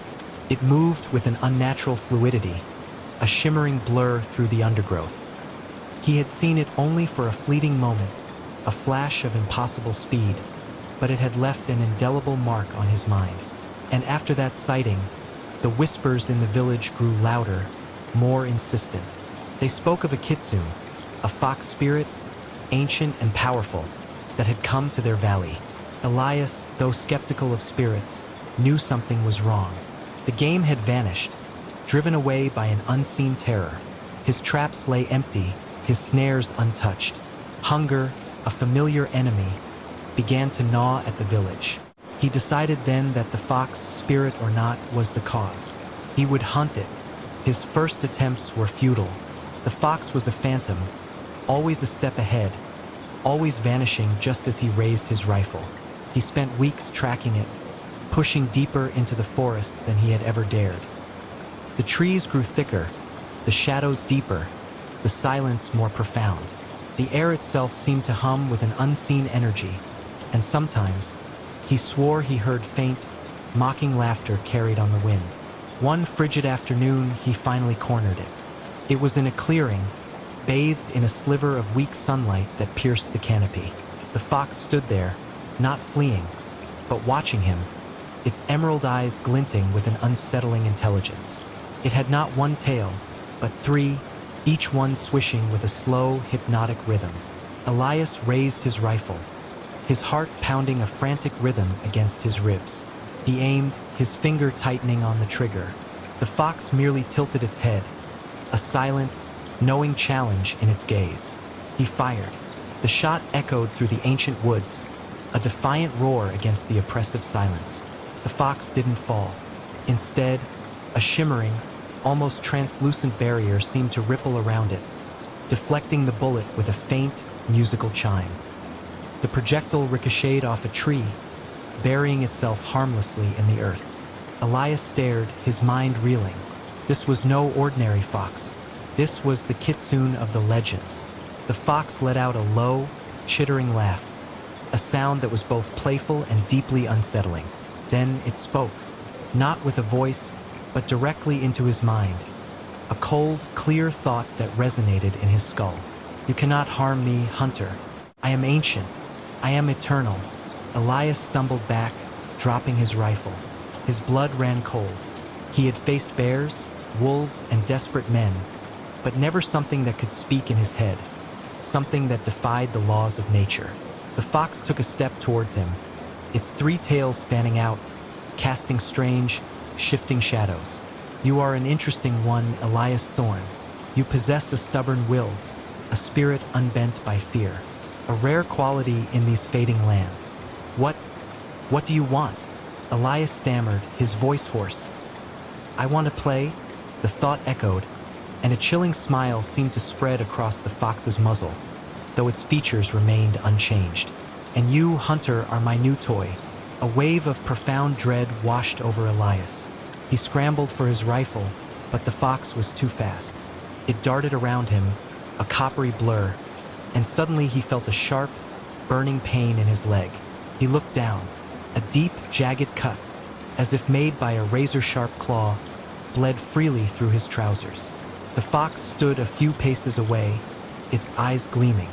A small taste, to show you what awaits if you continue to defy me. Elias, despite the pain and terror, felt a surge of defiant anger. He wouldn't be a toy. He wouldn't let this creature terrorize his village. He grabbed his rifle, ignoring the throbbing in his leg, and aimed again. The fox vanished, reappearing instantly behind him. He felt a cold breath on his neck and another searing pain, this time on his arm. He spun around, firing wildly, but the fox was gone again, its mocking laughter echoing in his mind. This was no hunt. This was a torment. Days turned into weeks. Elias, wounded and exhausted, stumbled back to his village, a shadow of his former self. The villagers recoiled from him, their fear of the kitsune now extended to him, the man who had dared to challenge it. His wounds, though not deep, refused to heal, festering with an unnatural slowness. And the whispers, the fox's whispers, never left him. They were constant, insidious, telling him of his failures, of the village's impending doom, of the futility of his struggle. The kitsune began to appear in the village itself, at first as fleeting glimpses, then openly, its three tails swaying, its emerald eyes fixed on the terrified faces of the inhabitants. Animals continued to disappear, crops withered, and a strange, wasting sickness began to afflict the children. Elias knew he had to act. He was the only one who had faced it, the only one who understood the true nature of the threat. He sought out the village elder, Old Alara, a woman whose eyes held the wisdom of generations. It's the kitsune, isn't it, Alara? Elias rasped, his voice raw from disuse. Alara, her face a roadmap of ancient sorrows, nodded slowly. It is. It feeds on fear, Elias, on despair. It thrives on the slow decay of hope. How do we stop it? You cannot kill what is immortal, she said, her voice barely a whisper. But you can banish it, or you can bind it. She spoke of ancient rituals, of forgotten lore, of a time when man and spirit walked a finer line. The kitsune, she explained, drew its power from belief, from the very fear it instilled. To banish it, they needed to starve it of that fear. To bind it, they needed a sacrifice, not of blood, but of essence. A strong will, a pure heart, offered willingly. Elias listened, his mind a whirlwind of despair and a flicker of desperate hope. He knew what he had to do. He would bind it. He would offer himself. That night, under a moon that seemed to bleed silver, Elias returned to the clearing where he had first faced the kitsune. He carried no rifle, only a small, intricately carved wooden box, given to him by Alara. He felt no fear, only a grim resolve. The whispers in his mind were a clamor, but he pushed them back, focusing on the task ahead. The fox appeared, materializing from the shadows, its three tails twitching with anticipation. You return, hunter. Have you come to accept your fate? To become another shadow in my collection? I have come to end this, Elias said, his voice steady, devoid of fear. The kitsune laughed, a sound like dry leaves skittering across stone. Foolish mortal, you cannot fight the inevitable. Perhaps not, Elias replied, opening the wooden box. Inside, nestled on a bed of dried herbs, was a single polished stone, smooth and black as obsidian. But I can change it. He held out the stone. This is my will, my defiance, my hope for my people. Take it, and leave us be. The kitsune paused, its emerald eyes fixed on the stone. A flicker of something akin to curiosity, then confusion crossed its features. It had expected fear, despair, a broken spirit. Not this. What is this trick? It whispered in his mind, a hint of unease in its tone. No trick, Elias said, his voice gaining strength. A choice. Take my essence, my will, and be bound. Or face a spirit that will never break, and forever be denied the feast you crave. The kitsune circled him, its tails lashing, its whispers a furious torrent of threats and promises. It tried to break his resolve, to fill his mind with terror, but Elias stood firm, his gaze unwavering, his hand holding out the stone. He had faced death too many times to fear it now. He was offering something far more precious than his life. Finally, with a frustrated hiss, the kitsune lunged, not at Elias, but at the stone. Its shadowy form seemed to flow into the obsidian, which pulsed with a brief, blinding green light. The three tails thrashed, then slowly, agonizingly, began to shrink, retracting into the fox's body. The shimmering aura around it faded. The fox let out a piercing shriek, a sound of pure agony and rage, as its form began to solidify. Its fur lost its unnatural sheen, its eyes dimmed, becoming merely the eyes of a wild animal. It was still a fox, but no longer a spirit. Its power, its immortality, its connection to the ancient, whispering darkness, was gone, absorbed into the obsidian stone. The stone in Elias's hand grew heavy, pulsating with a faint, internal warmth. He looked at the fox. It was smaller now, its movements jerky, confused. It was just a fox, a wounded, ordinary fox. It whimpered, then turned and limped away into the darkness, its three tails replaced by a single, scraggly one. Elias collapsed, the strength draining from him. He clutched the stone to his chest. He had done it. He had bound the kitsune, but the cost, the whispers in his mind were gone, replaced by a profound silence. But he felt something else now, a faint, alien presence, a cold, vast emptiness that had taken root within him.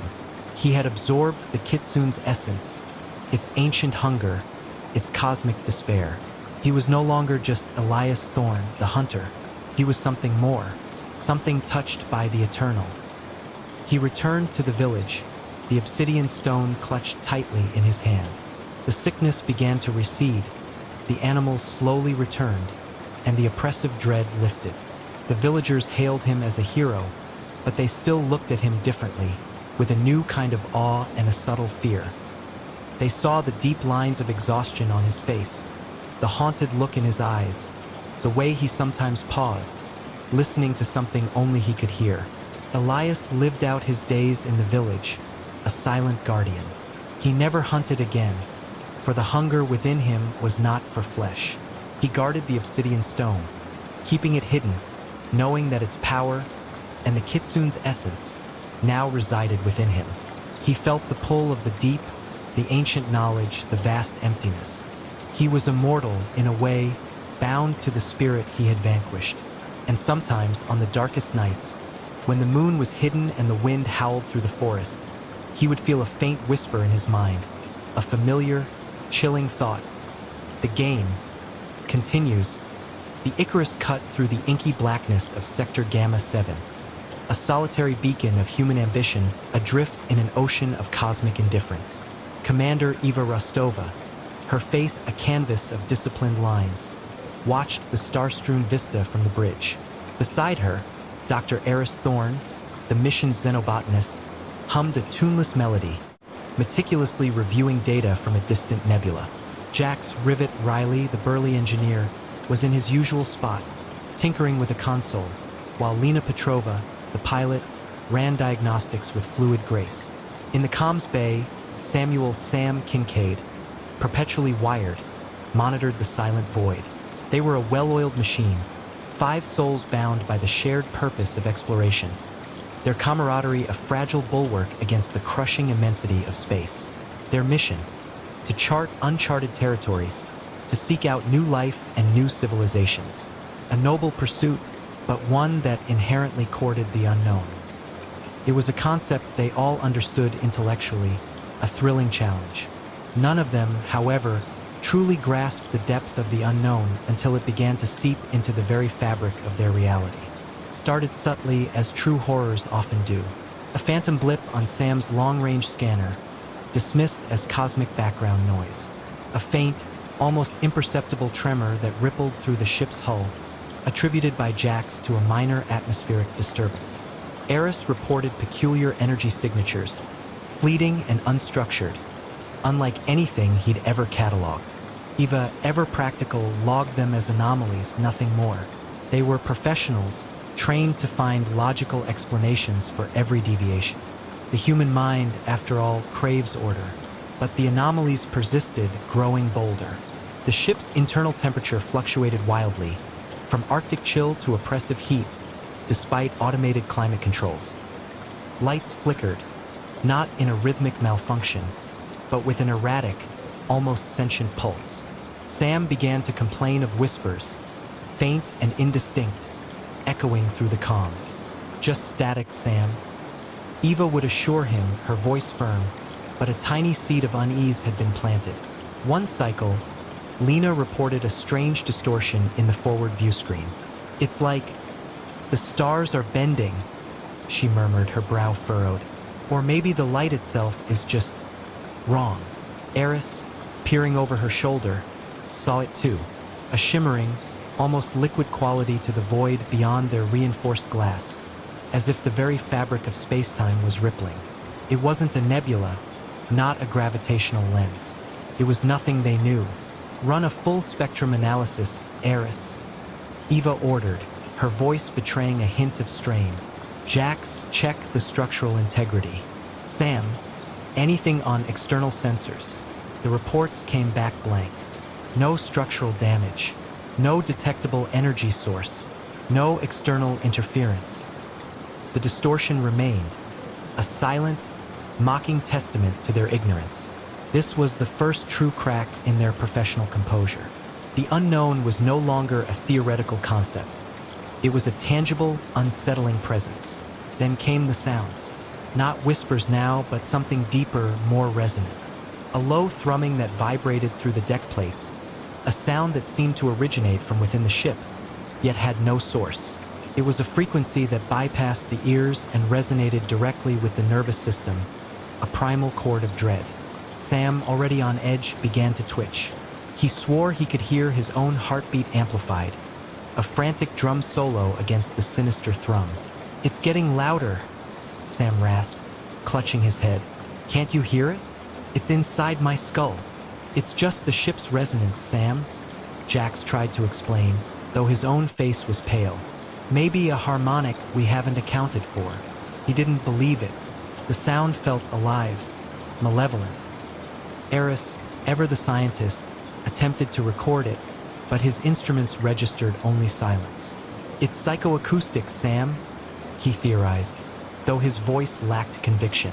"A trick of the mind, perhaps brought on by stress." But the trick of the mind became a shared reality.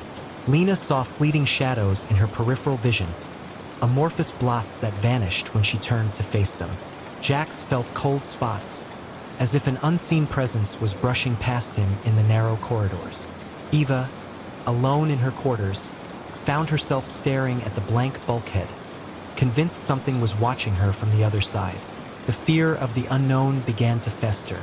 It wasn't the fear of a predator they could identify, a malfunction they could fix, or a disease they could cure. It was the terror of the incomprehensible, the dread of a force that defied all their training, all their accumulated knowledge. They were explorers, but this was beyond exploration. This was an invasion of their very sanity. Sam was the first to truly break. He barricaded himself in the comms bay, screaming about voices, about the ship breathing. He tore at the wires, convinced the entity was communicating through the ship systems, twisting his thoughts. Eva and Jax had to sedate him, a grim task that left them both shaken.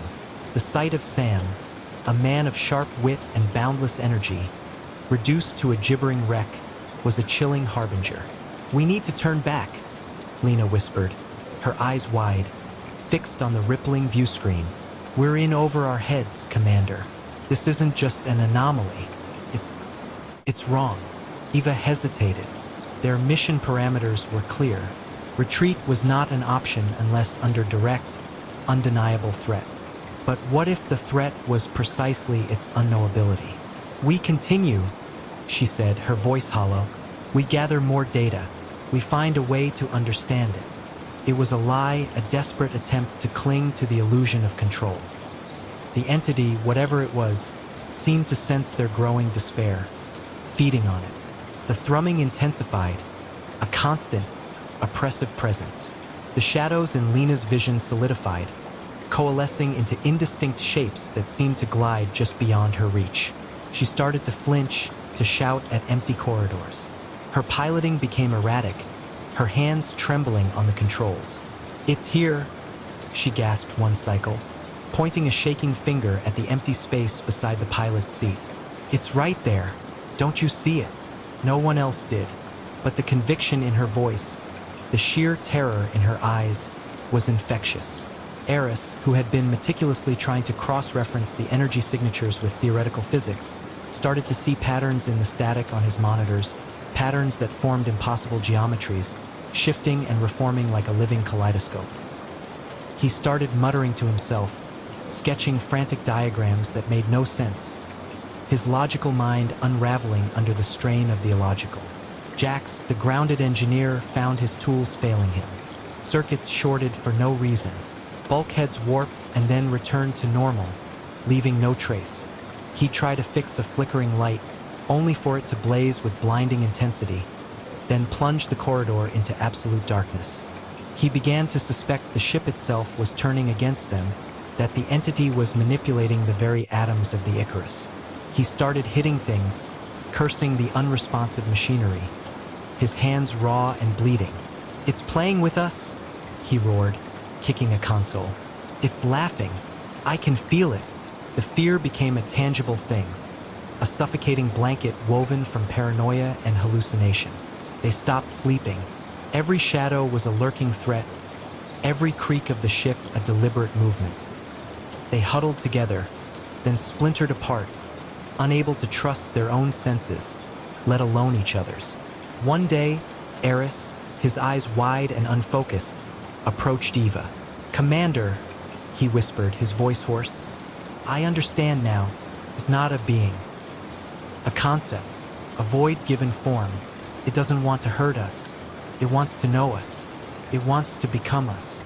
He laughed, a high-pitched, hysterical sound that sent shivers down Eva's spine. And it's doing a magnificent job. He then began to trace intricate, meaningless symbols on the condensation of a bulkhead, humming the same tuneless melody he'd hummed at the start of the mission. But now it was distorted, discordant. Eva knew then that Eris, the brilliant scientist, was gone. The ship's life support began to falter, not catastrophically, but subtly. Oxygen levels dipped, then rose. The air became thick, then thin. It was a slow, agonizing suffocation designed to heighten their terror. They were trapped, their escape vessel now their tomb. Lena, in a fit of terror, tried to vent the atmosphere, convinced the entity was an airborne pathogen. Jax tackled her, saving them from immediate death, but the struggle was brutal, fueled by desperation and madness. They were no longer a crew. They were animals in a cage, tearing at each other. Eva, the last bastion of sanity, felt her own mind fraying. She saw Sam, still sedated, but now his eyes were open, staring blankly at the ceiling, a faint, unsettling smile on his lips. She heard Eris's manic laughter echoing from the science lab. She saw the spectral shapes dancing just beyond Lena's vision, and for the first time, she thought she saw them too. Not shadows, but shimmering distortions, like heat haze, coalescing into something that wasn't there, yet was. The thrumming reached a crescendo, vibrating through her bones, rattling her teeth. The ship groaned, a sound of immense, unbearable pressure. The lights flickered one last time, then died, plunging the bridge into a terrifying, absolute darkness, broken only by the emergency red glow. In that darkness, Eva heard it, a soft, wet sound, like something unfolding, a whisper, right beside her ear, not in her head, but real, tangible. It was a voice, but not a voice. It was a symphony of alien frequencies, a chorus of impossible languages. Yet somehow she understood. It spoke of fear, of breaking, of the exquisite beauty of human despair. Then, a light blossomed in the center of the bridge, not a ship light, but an internal luminescence emanating from something formless, pulsed, growing brighter, revealing the horror.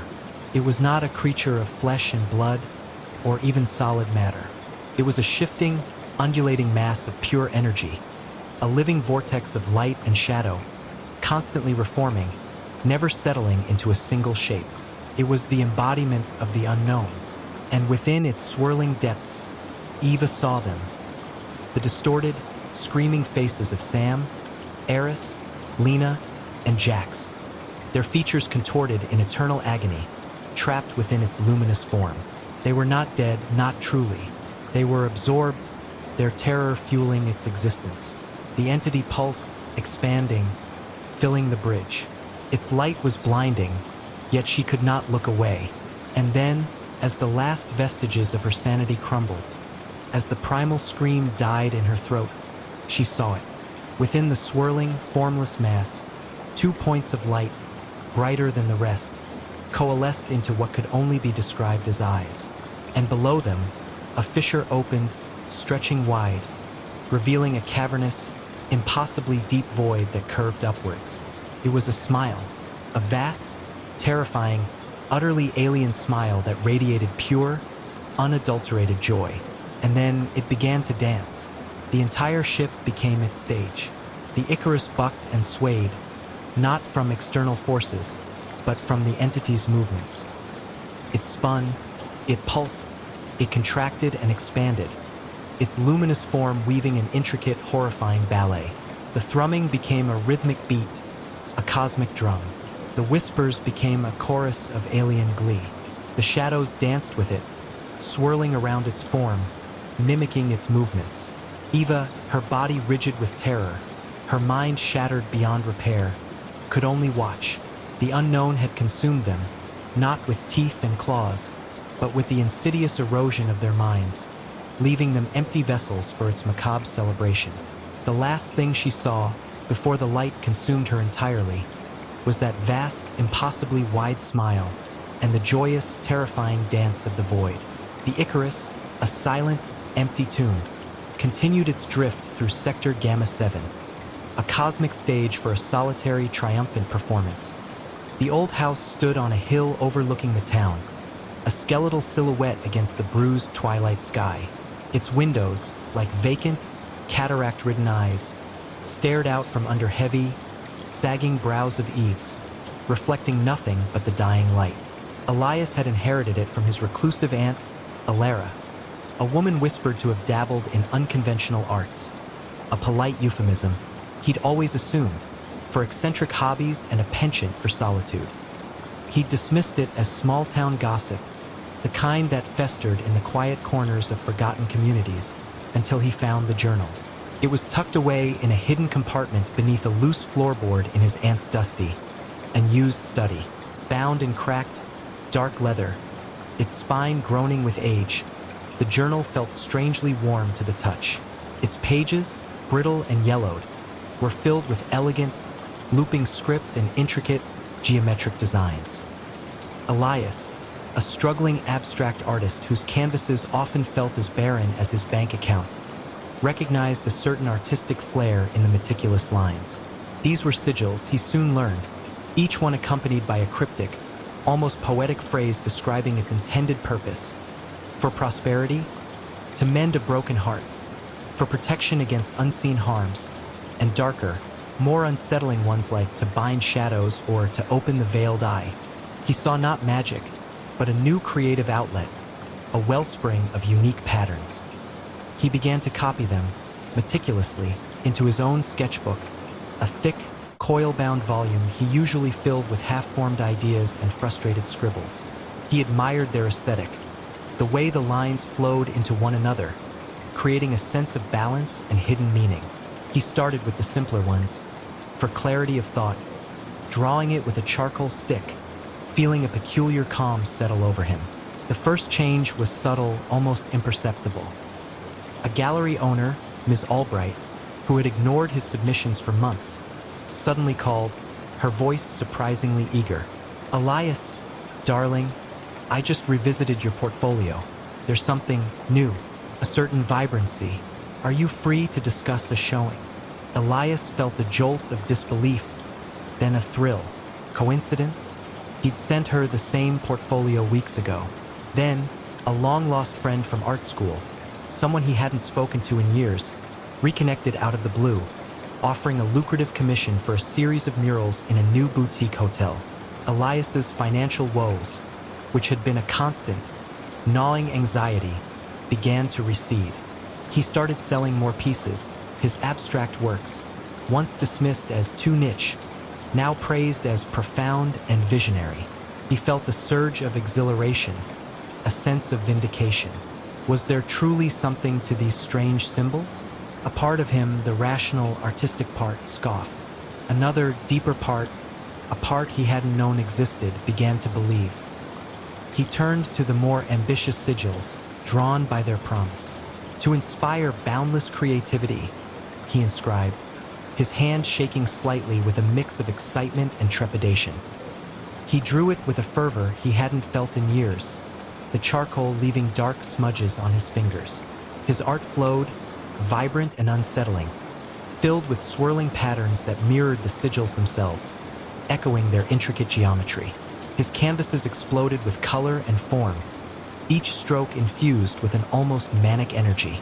He worked for days without rest, fueled by an unseen current, his studio a whirlwind of paint and charcoal dust.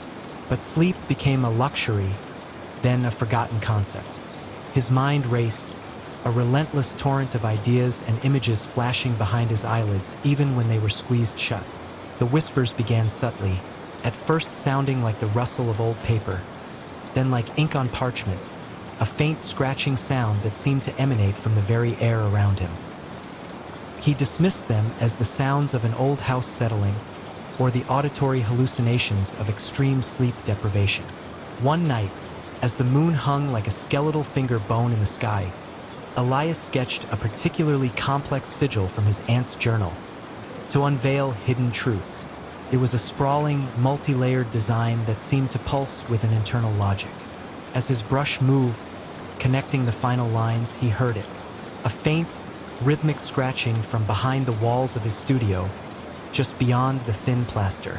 He froze, brush suspended in midair, his breath catching in his throat. Mice?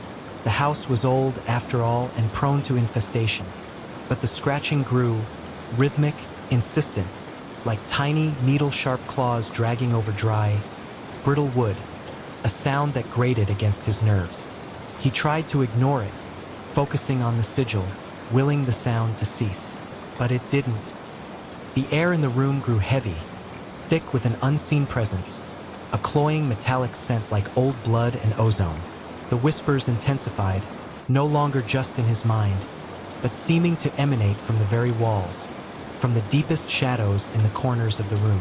They were not words, not yet, but a cacophony of hisses and rustles, like 1,000 insects skittering just out of sight, a dry, chitinous symphony that vibrated in his teeth. He finished the sigil, his hand trembling uncontrollably. As the last line connected, a cold, unnatural gust swept through the room. Though the windows were latched, the old panes rattling violently. The scratching behind the walls stopped abruptly, replaced by something else. A low, guttural breathing, impossibly close, a wet, rasping sound that seemed to fill the confined space. Elias spun around, his eyes darting frantically. Nothing. The room appeared as it had before, cluttered with canvases and art supplies. But the shadows in the room seemed deeper, more alive, coiling and uncoiling in the periphery of his vision. He felt watched, not by one pair of eyes, but by many cold and ancient, pressing in from all sides. The whispers coalesced, forming a single, sibilant word, repeated over and over, just at the edge of his hearing. A sound that slithered into his mind. Hours, hours, hours. Panic, cold and sharp, seized him, twisting his gut. He looked at the sigils in his sketchbook, the elegant lines now seeming menacing, predatory, like the skeletal remains of some forgotten, monstrous script. They weren't just designs, they were invitations. He had been drawing open doors, tearing holes in the fabric of reality, and something had answered. Something hungry. He stumbled backward, knocking over an easel, sending a canvas crashing to the floor.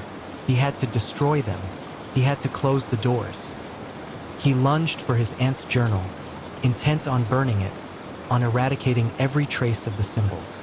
He struck a match, its tiny flame flickering weakly in the oppressive air. He held it to the brittle pages, but they resisted the fire, merely curling at the edges, charring slightly, before extinguishing the match with an impossible puff of cold air. He tried again, and again, the matches sputtering out, the journal remaining stubbornly intact. He tried to tear his sketchbook, his fingers scrabbling at the heavy paper, but it felt like cured leather, unyielding, almost alive beneath his touch. He screamed in frustration, a raw, desperate sound that was swallowed by the silence of the house. The next morning, the scratching returned, louder, more aggressive, accompanied by soft, heavy thuds, as if something substantial was dragging itself through the unseen spaces within the walls. Elias found fresh claw marks on the inside of his bedroom door, thin, deep gouges in the old wood, as if something had tried to get out or in.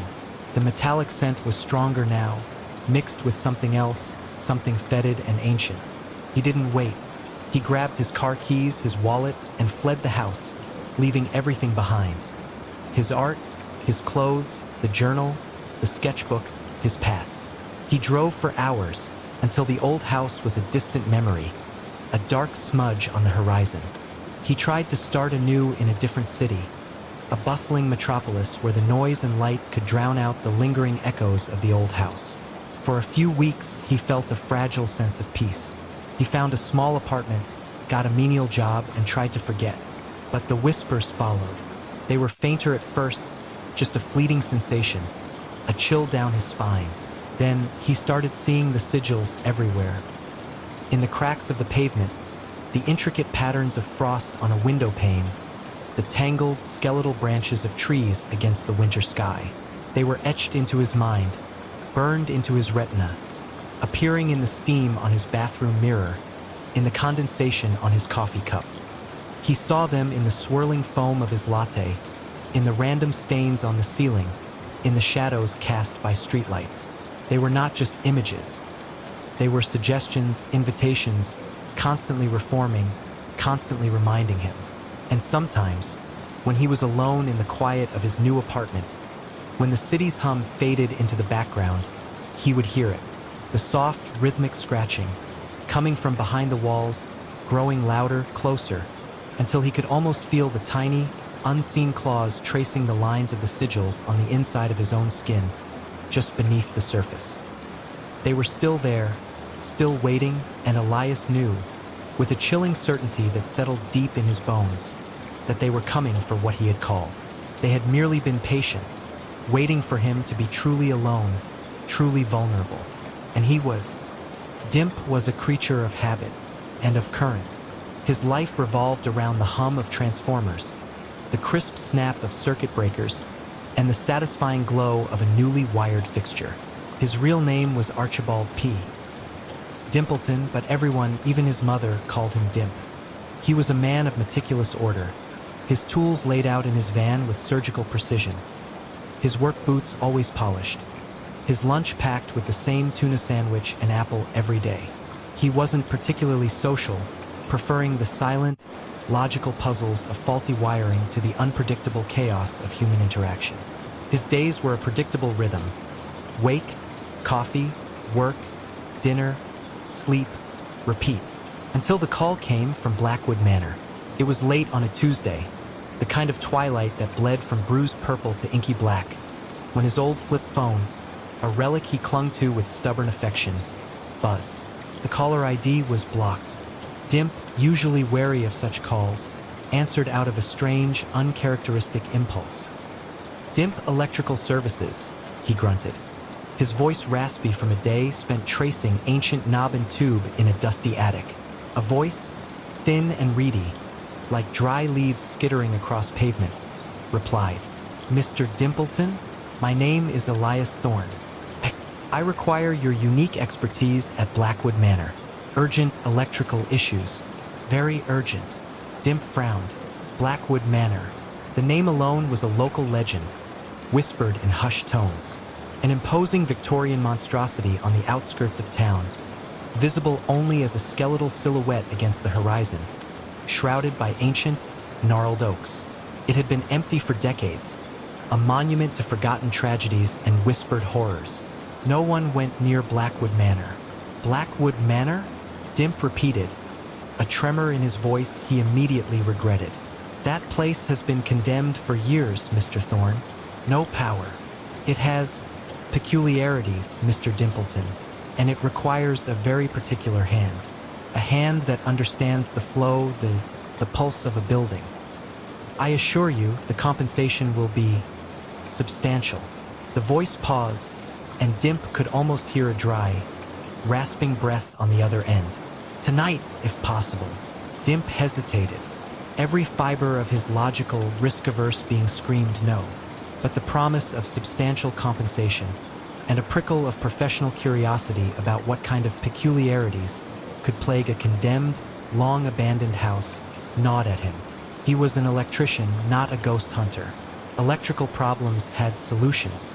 "All right," Dimp said, surprising himself.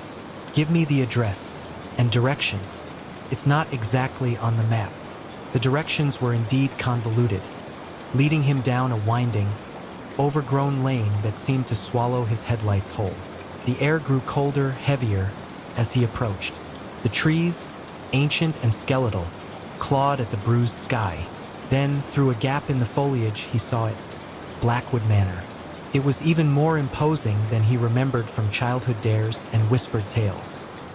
A hulking, Gothic edifice of dark stone and decaying wood, its myriad windows like vacant, staring eyes. A single, flickering light seemed to emanate from one of the upper floors, a beacon of impossible illumination in the pervasive gloom. Dimp parked his van, the engine sputtering into silence, leaving him in a profound, unsettling quiet. The only sound was the rustle of leaves and the distant hoot of an owl. He grabbed his heavy toolbox and his trusty headlamp, its beam cutting a stark path through the oppressive darkness. The massive oak front door, studded with rusted iron, creaked open before he even reached it. Elias Thorne stood in the threshold, a gaunt, stooped figure, his face a roadmap of wrinkles, his eyes like chips of obsidian. He wore a threadbare suit that seemed to hang on his skeletal frame. "Mr. Dimpleton?" Thorne rasped, a faint, unsettling smile playing on his lips. "Welcome. Please, come in." The interior of Blackwood Manor was a mausoleum of dust and decay. The air was thick with the scent of mildew and something else, something metallic and faintly acrid, like ozone after a lightning strike. Cobwebs draped every surface like ancient lace. Moonlight filtered through grimy windows, casting long, dancing shadows. "The problem, Mr. Dimpleton," Thorne began, his voice barely above a whisper, "is inconsistent power and strange surges. The house, it has a mind of its own sometimes." Dimp scoffed internally. A mind of its own. He'd seen plenty of ancient wiring that seemed to have a mind of its own, usually a mind bent on self-destruction. "Where's your main panel?" Dimp asked, his voice echoing in the cavernous foyer. Thorne led him through a labyrinth of darkened hallways, each one colder than the last. Dimp's headlamp beam danced across peeling wallpaper, faded portraits with eyes that seemed to follow him, and furniture draped in white sheets, like shrouded corpses. They finally reached a small, windowless room in the basement. The air here was even heavier, charged with an almost palpable energy. In the center of the room stood an ancient, cast-iron electrical panel, its fuses and switches a bewildering array of antique components. A single, bare bulb hanging from the ceiling flickered erratically, casting grotesque shadows that writhed on the walls. "This is it," Thorne said, gesturing with a bony hand.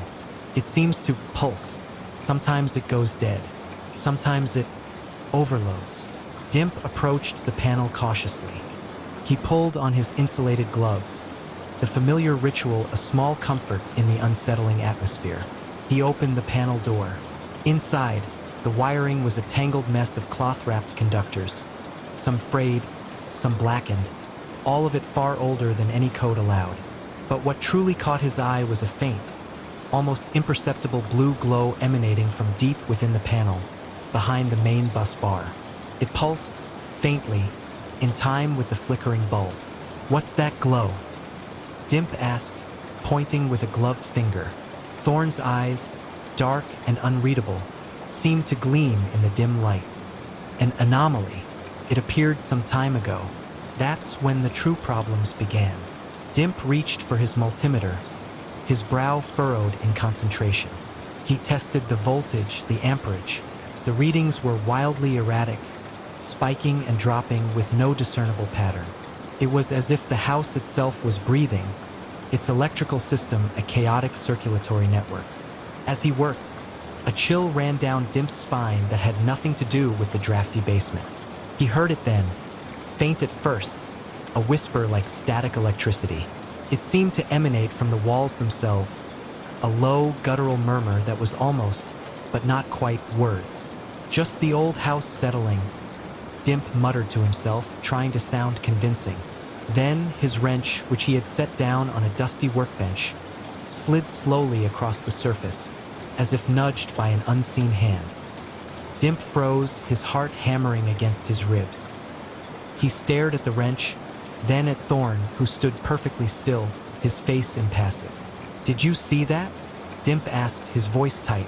"See what, Mr. Dimpleton?" Thorne's voice was flat, devoid of surprise. Dimp shook his head. He must be tired, or the strange atmosphere of the house was getting to him. He picked up the wrench, his hand trembling slightly. He spent the next few hours meticulously tracing circuits, testing connections, trying to make sense of the electrical chaos.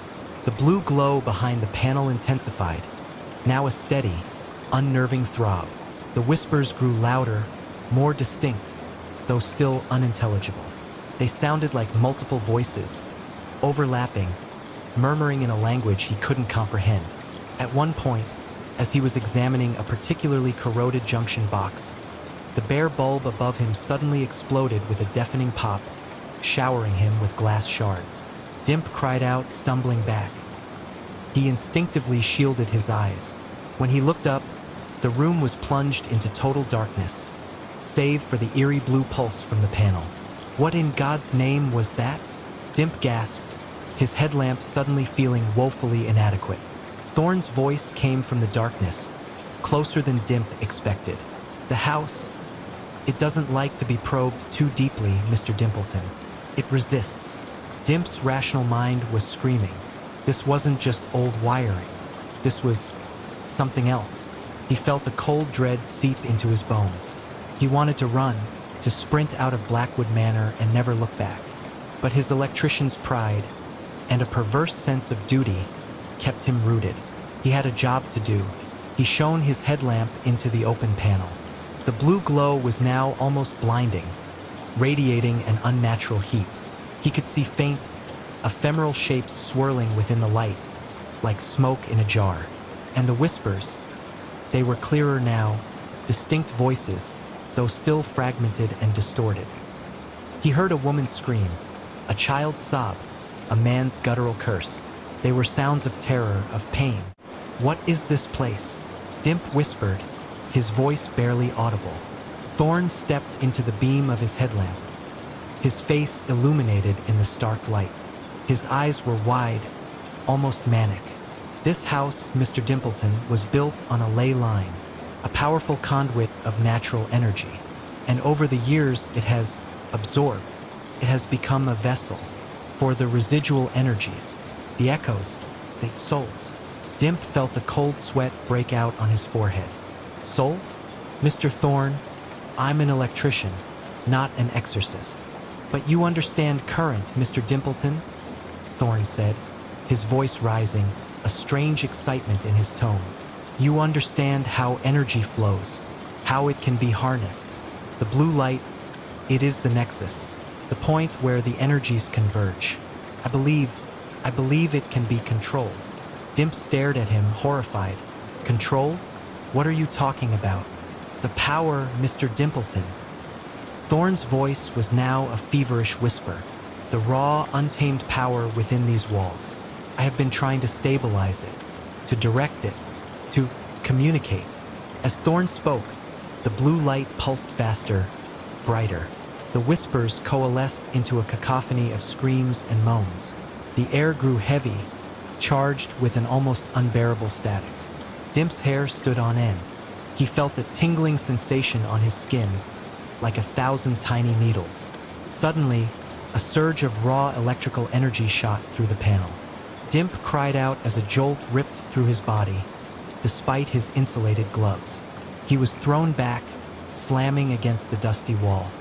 His headlamp clattered to the floor, plunging the room into near-total darkness again, illuminated only by the frantic, blinding blue flashes from the panel.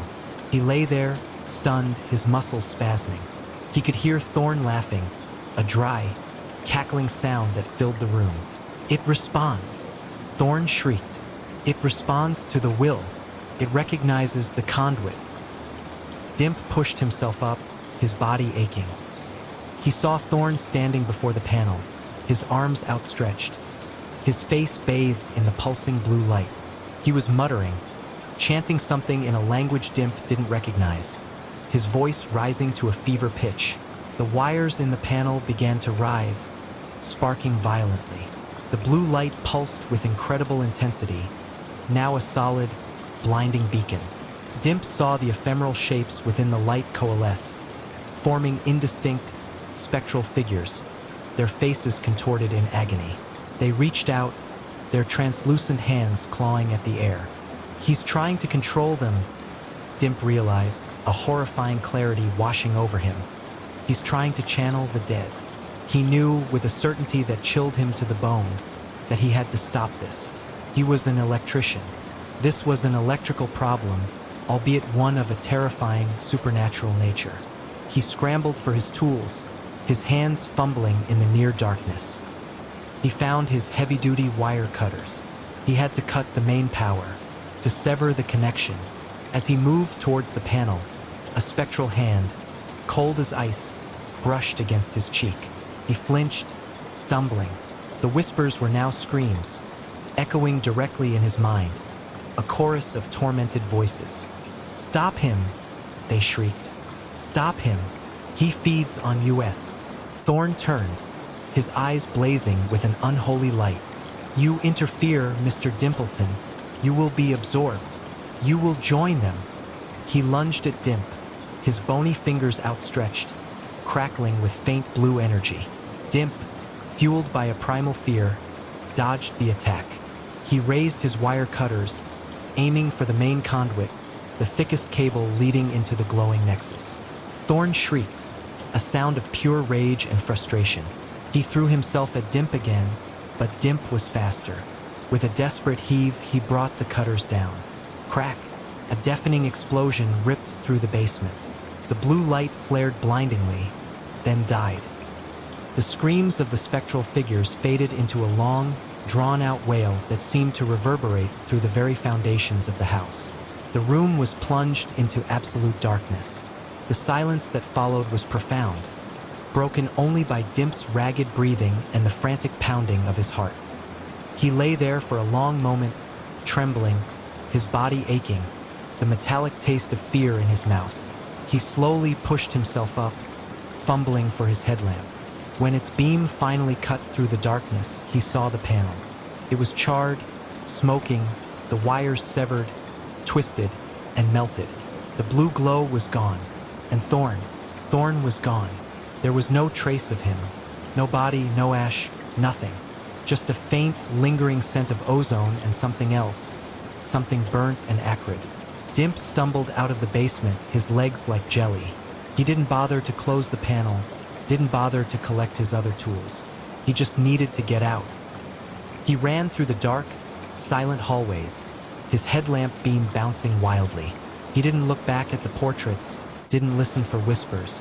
He burst out of the front door, gasping for air, the cold night air a welcome shock against his burning lungs.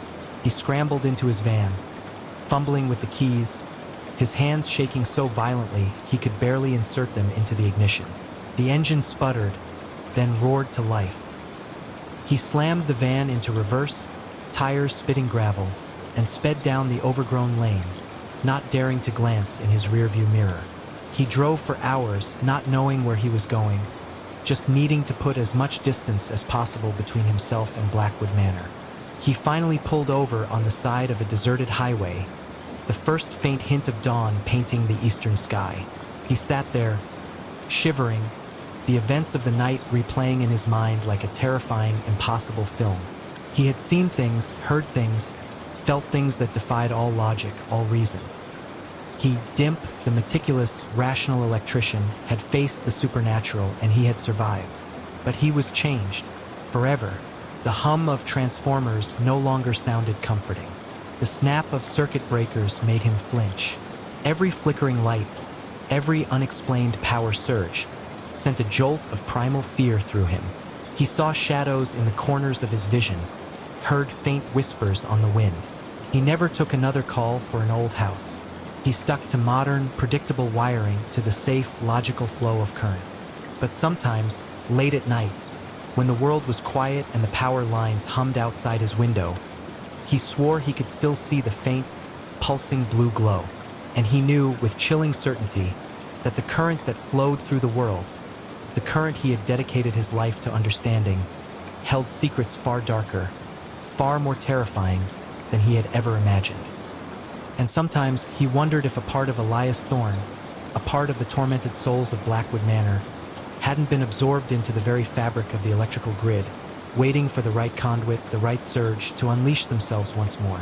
And Dimp, the electrician, would always be listening for the hum, the whisper, the current that kills.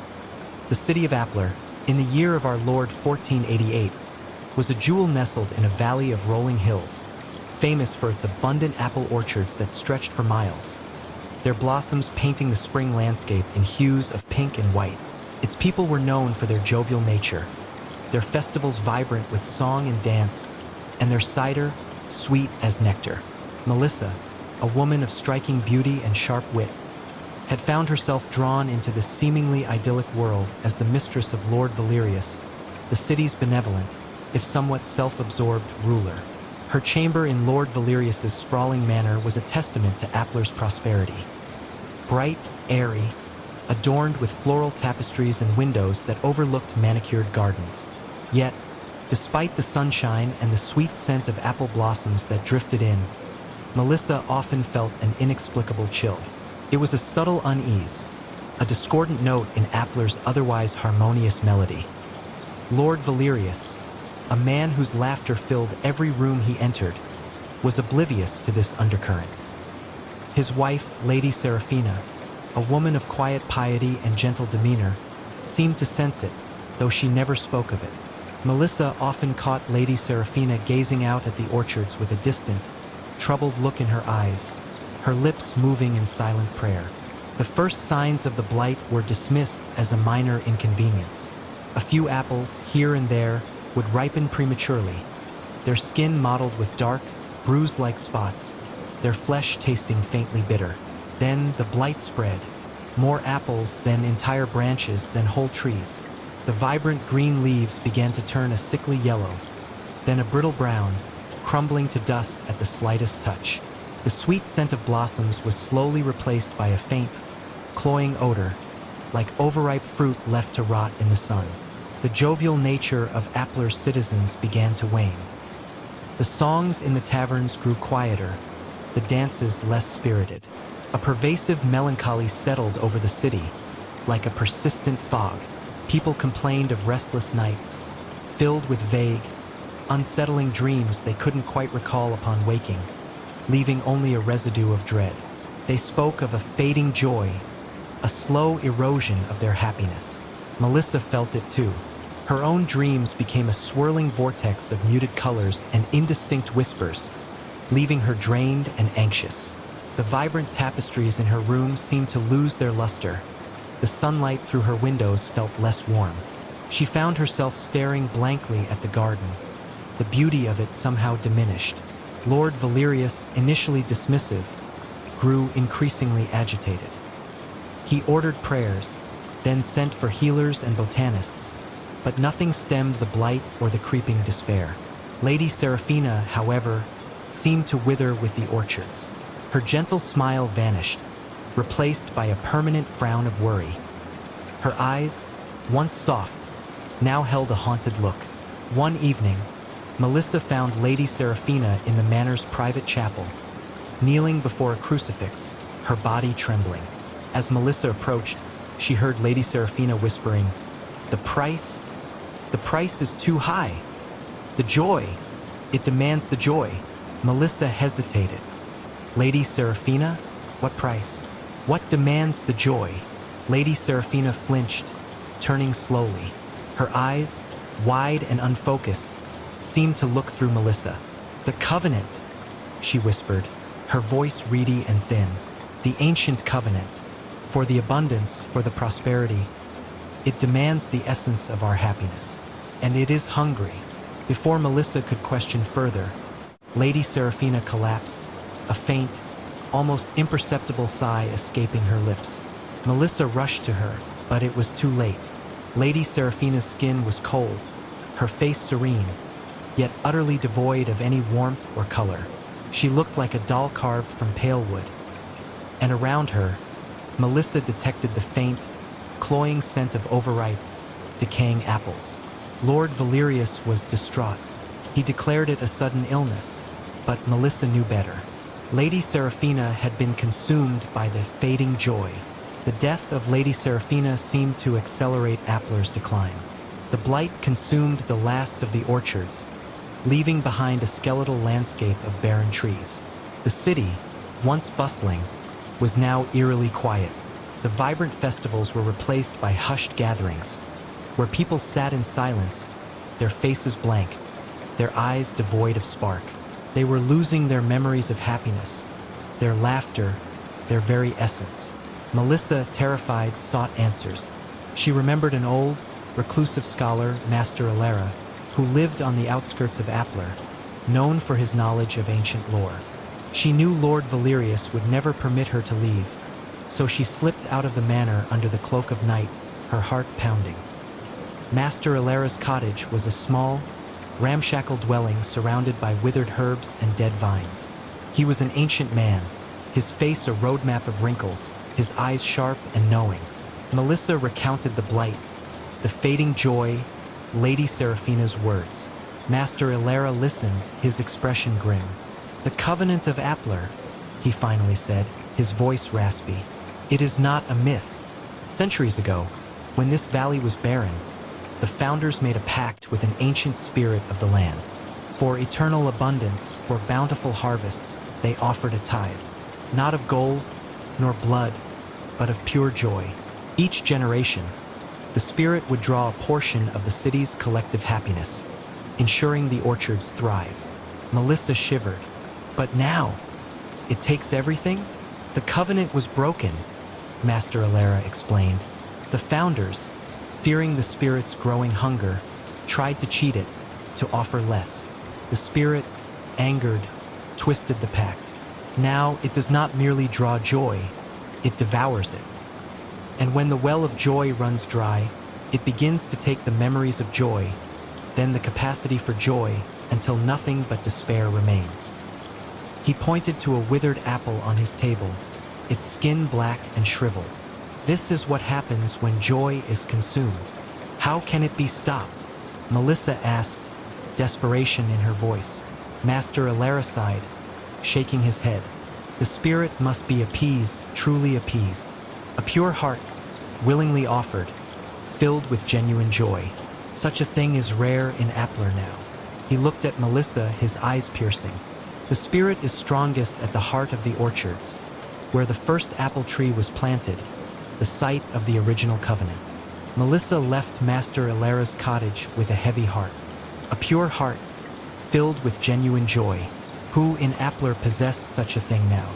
She thought of Lord Valerius, consumed by his own grief and the city's decline. She thought of the blank faces she had seen in the streets.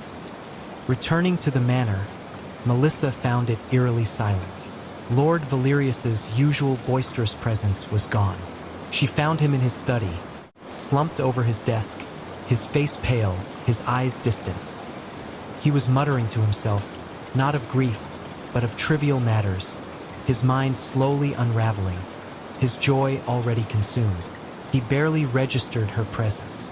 The city outside was bathed in a sickly, pale light, not from the sun, but from the decaying orchards, a faint, ghostly luminescence.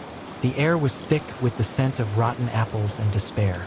The whispers were everywhere now, carried on the wind, a chorus of forgotten laughter and fading memories. Melissa knew she couldn't stay. She would be consumed just like Lady Seraphina, just like Lord Valerius, just like the entire city. But she also knew she couldn't simply flee. The thought of Appler, once so vibrant, being utterly consumed by despair, gnawed at her. She thought of the original covenant of the first apple tree. The oldest tree in the valley, a gnarled ancient thing, stood at the very center of the now blighted orchards. It was said to be the source of Appler's prosperity. It must also be the heart of the curse. Under the cover of a moonless night, Melissa made her way to the orchards. The skeletal branches of the apple trees clawed at the sky, casting grotesque shadows. The ground was littered with shriveled, black apples. The air was heavy with the cloying scent of decay and the pervasive whispers of forgotten joy. She walked deeper into the orchards, the whispers growing louder, swirling around her, a cacophony of lost happiness.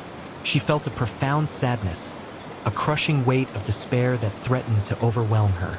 It was the spirit, feeding on the remnants of Appler's joy. Finally, she reached the ancient apple tree. It stood alone, a twisted, monstrous silhouette against the pale, sickly sky. Its bark was black and cracked, its branches bare and brittle. At its base, a faint, pulsating glow emanated from the earth, a sickly green light that seemed to draw all warmth from the air. As Melissa approached, The ground around the tree began to ripple, and a formless shadow, composed of swirling darkness and the pale green light, began to coalesce from the earth. It was the spirit, vast and ancient, its presence radiating an unbearable emptiness. The whispers intensified, a chorus of despair that echoed in her mind.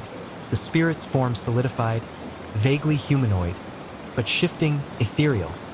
Its eyes two glowing green orbs that held an ancient, predatory hunger.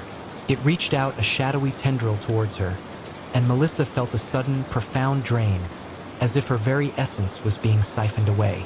Memories of her own past joys, fleeting moments of laughter, of love, began to fade, replaced by a dull ache. She stumbled back, clutching her chest. This was it. This was the fading joy. She was being consumed. Then, a thought, clear and sharp, cut through the encroaching despair. Master Alera's words, a pure heart, willingly offered, filled with genuine joy. Melissa had lived a life of compromises, of secrets, of a love that was forbidden. Her joy was often tinged with sorrow, her happiness with guilt. But in this moment, facing oblivion, a different kind of joy welled within her, the joy of defiance, of courage, of a desperate hope for a city she had come to care for. It was a fierce, defiant joy, born of desperation and a newfound purpose. She looked at the spirit, her eyes burning with a resolve she hadn't known she possessed. "You will not take everything," she cried, her voice trembling but firm. "You will not turn Appler into a wasteland of despair."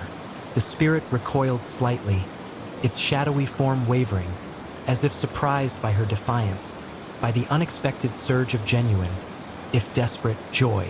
Its tendrils lashed out, but Melissa stood her ground. She didn't know what to do, but she knew she had to act. She remembered the old folk tales of appeasing spirits with offerings, not of joy, but something symbolic.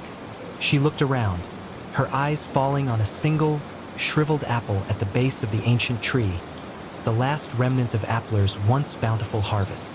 With a sudden burst of strength, Melissa snatched the apple. It was cold and hard, its skin black and shriveled. She held it up, not as an offering of joy, but as a symbol of the city's lost happiness and her defiant hope for its return. "This," she declared, her voice ringing through the blighted orchard, "is what you have taken, but you will not take our hope. You will not take our future." As she spoke, she crushed the shriveled apple in her hand. A faint, sickly green mist rose from it, and the spirit recoiled further, its form flickering. It was not the pure joy it craved, but a confrontation, a defiance that it had not anticipated. The spirit let out a piercing, mournful shriek, a sound of ancient rage and frustration. Its shadowy tendrils lashed out wildly, tearing at the air, but they no longer sought to drain her. Instead, they seemed to push her away, repulsed by her unexpected defiance. Melissa stumbled backward, away from the ancient tree, away from the pulsating green light and the shrieking spirit. She ran, not in fear, but with a renewed sense of purpose. The spirit, she realized, was not all-powerful, could be defied, could be repelled. She ran until she was out of the orchards, until the sickly green glow was a distant memory. She ran until she reached the city walls, her lungs burning, her body aching, but her mind clear. The city was still quiet, still shrouded in melancholy, but the whispers seemed fainter, the air less heavy with decay. The spirit had been repelled, not appeased, but repelled. It was a small victory, but a victory nonetheless. Melissa knew that Appler was not saved, not yet. The blight remained, the joy was still faded, but she had seen the spirit's weakness, its vulnerability to defiance. It was a long road, but there was hope. She would not flee Appler. She would stay. She would find a way to truly appease the spirit, to restore the city's joy, or to break the covenant forever. She, the mistress, the woman on the fringes, would fight for the city that had unwittingly become her home. And as the first faint light of dawn broke over the blighted valley, painting the sky in soft hues of pink and gold, Melissa stood firm, a solitary figure against the backdrop of a city slowly awakening, ready to face the whispers of Appler. Brody knew the city's underbelly better than anyone. Its cold, hard arteries, its forgotten veins, its pulsating, indifferent heart. For 10 years, the streets had been his home, his solace, his tormentor. He was a ghost in the concrete jungle, a shadow among the bustling crowds, invisible to most, a nuisance to some, and a cautionary tale to a few. His beard was a tangled mess, streaked with gray and grime. His clothes a patchwork of charity shop discards and dumpster finds. His eyes, once bright with youthful ambition, were now dulled by hunger and haunted by memories. He had seen things Brody had, things that would make the pampered denizens of the high-rises shiver in their cashmere. The slow descent into madness of a fellow street dweller, the brutal indifference of winter, the predatory glint in the eyes of those who preyed on the vulnerable. But nothing had prepared him for the whispers. It started subtly, a faint rustling in the alleyways when there was no wind, a murmur on the edge of hearing, like dry leaves skittering across asphalt. At first, he dismissed it as the city's nocturnal symphony.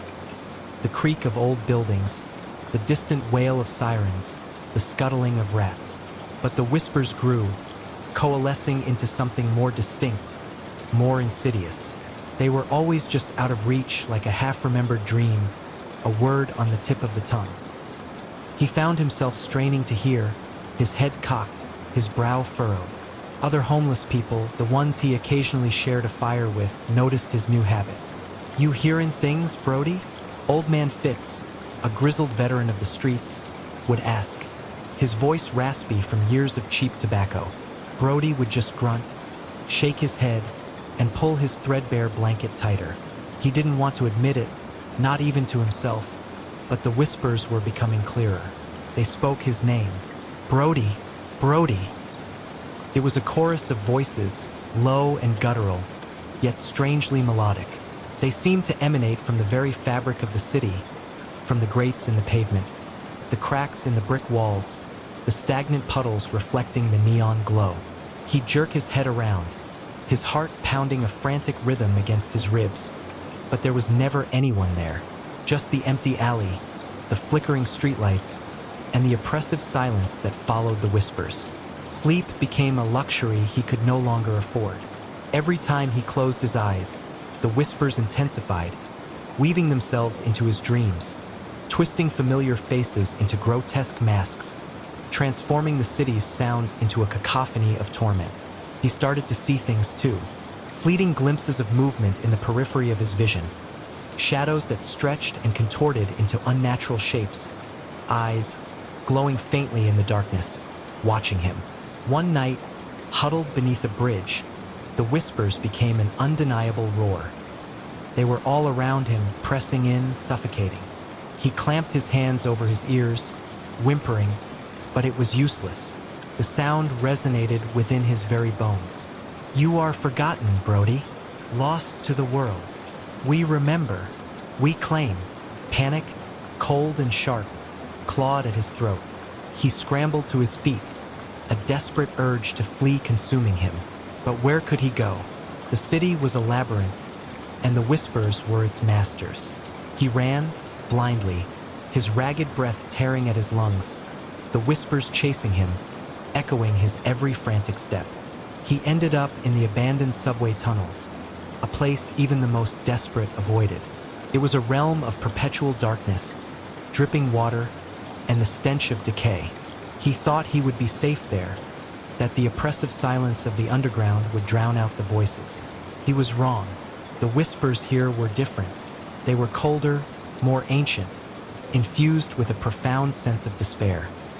They spoke of forgotten souls, of lives extinguished in the darkness, of the city's hidden history of suffering. And they weren't just whispers anymore. They were groans, sighs, the faint, chilling sound of weeping. He huddled in a disused alcove, his knees drawn up to his chest, his eyes darting into the impenetrable blackness. A faint light flickered in the distance, growing steadily brighter. It wasn't a train. It was a lantern, held by a figure emerging from the gloom. The figure was tall and gaunt, shrouded in what looked like tattered rags.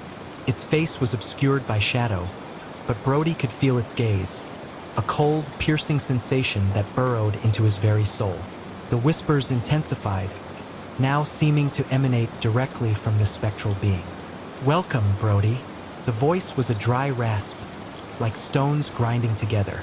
"You have come home." Brody tried to scream, but no sound escaped his parched throat. He tried to move, but his limbs were frozen, heavy as lead. The figure advanced, its steps silent on the grimy tracks. As it drew closer, the lantern light illuminated its features, and Brody's blood ran cold. It had no eyes, just empty, sunken sockets. Its skin was stretched taut over bone, a sickly gray, and its mouth was a gaping maw, filled with jagged, broken teeth. And behind it, in the deeper shadows of the tunnel, he saw them. More figures, hundreds of them, their forms indistinct, their eyes glowing faintly in the darkness. The source of the whispers, the forgotten, they were reaching for him, their skeletal hands stretching out, their voices a rising tide of sound that threatened to drown him. He could feel a cold, unseen presence wrapping around his ankles, pulling him deeper into the darkness. "Join us, Brody. Become one of us. The city claims its own." He closed his eyes, a single tear tracing a path through the grime on his cheek. He had nowhere left to run. The whispers had found him. The forgotten had claimed him.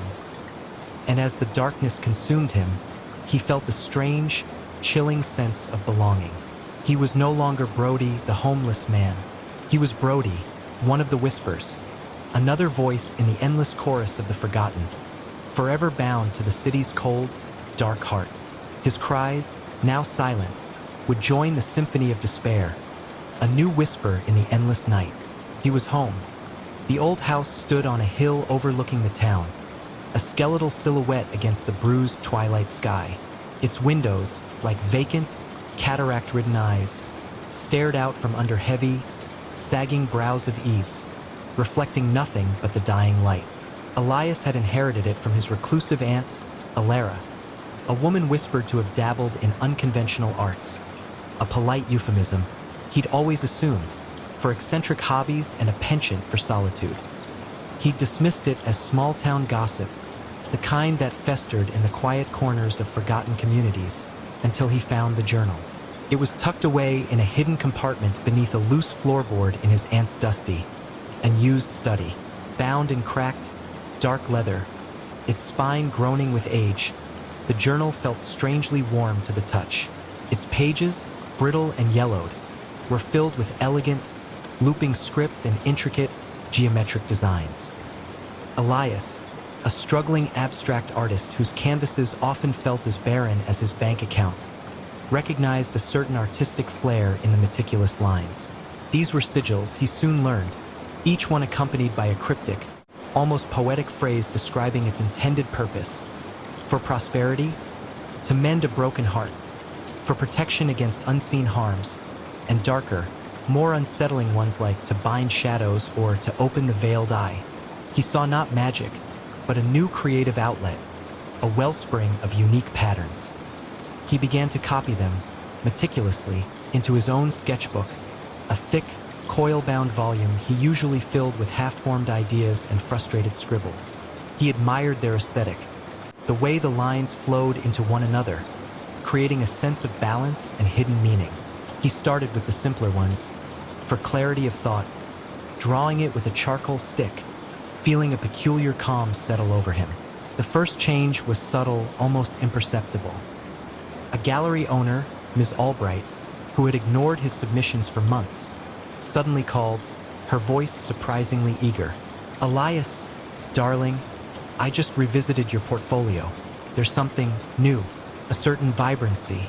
Are you free to discuss a showing?" Elias felt a jolt of disbelief, then a thrill. Coincidence? He'd sent her the same portfolio weeks ago. Then, a long-lost friend from art school, someone he hadn't spoken to in years, reconnected out of the blue, offering a lucrative commission for a series of murals in a new boutique hotel. Elias's financial woes, which had been a constant, gnawing anxiety, began to recede. He started selling more pieces, his abstract works, once dismissed as too niche, now praised as profound and visionary. He felt a surge of exhilaration, a sense of vindication. Was there truly something to these strange symbols? A part of him, the rational, artistic part, scoffed. Another, deeper part, a part he hadn't known existed, began to believe. He turned to the more ambitious sigils, drawn by their promise. To inspire boundless creativity, he inscribed, his hand shaking slightly with a mix of excitement and trepidation. He drew it with a fervor he hadn't felt in years, the charcoal leaving dark smudges on his fingers. His art flowed, vibrant and unsettling, filled with swirling patterns that mirrored the sigils themselves, echoing their intricate geometry. His canvases exploded with color and form, each stroke infused with an almost manic energy. He worked for days without rest, fueled by an unseen current, his studio a whirlwind of paint and charcoal dust. But sleep became a luxury, then a forgotten concept. His mind raced, a relentless torrent of ideas and images flashing behind his eyelids even when they were squeezed shut. The whispers began subtly, at first sounding like the rustle of old paper, then like ink on parchment, a faint scratching sound that seemed to emanate from the very air around him. He dismissed them as the sounds of an old house settling, or the auditory hallucinations of extreme sleep deprivation. One night, as the moon hung like a skeletal finger bone in the sky, Elias sketched a particularly complex sigil from his aunt's journal to unveil hidden truths. It was a sprawling, multi-layered design that seemed to pulse with an internal logic. As his brush moved, connecting the final lines, he heard it, a faint, rhythmic scratching from behind the walls of his studio, just beyond the thin plaster. He froze, brush suspended in midair, his breath catching in his throat. Mice? The house was old, after all, and prone to infestations. But the scratching grew, rhythmic, insistent, like tiny, needle-sharp claws dragging over dry, brittle wood, a sound that grated against his nerves. He tried to ignore it, focusing on the sigil, willing the sound to cease. But it didn't. The air in the room grew heavy, thick with an unseen presence, a cloying metallic scent like old blood and ozone. The whispers intensified, no longer just in his mind, but seeming to emanate from the very walls, from the deepest shadows in the corners of the room. They were not words, not yet, but a cacophony of hisses and rustles, like 1,000 insects skittering just out of sight, a dry, chitinous symphony that vibrated in his teeth. He finished the sigil, his hand trembling uncontrollably. As the last line connected, a cold, unnatural gust swept through the room.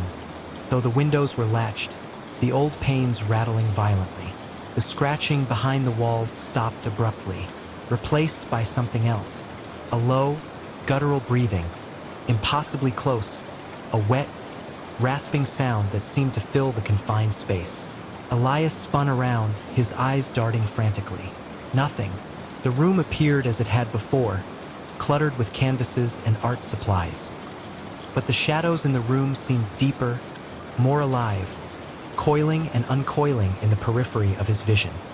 He felt watched, not by one pair of eyes, but by many cold and ancient, pressing in from all sides.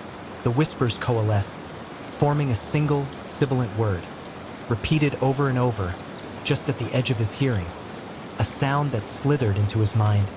Hours, hours, hours. Panic, cold and sharp, seized him, twisting his gut. He looked at the sigils in his sketchbook, the elegant lines now seeming menacing, predatory, like the skeletal remains of some forgotten, monstrous script. They weren't just designs, they were invitations. He had been drawing open doors, tearing holes in the fabric of reality, and something had answered. Something hungry. He stumbled backward, knocking over an easel, sending a canvas crashing to the floor. He had to destroy them. He had to close the doors.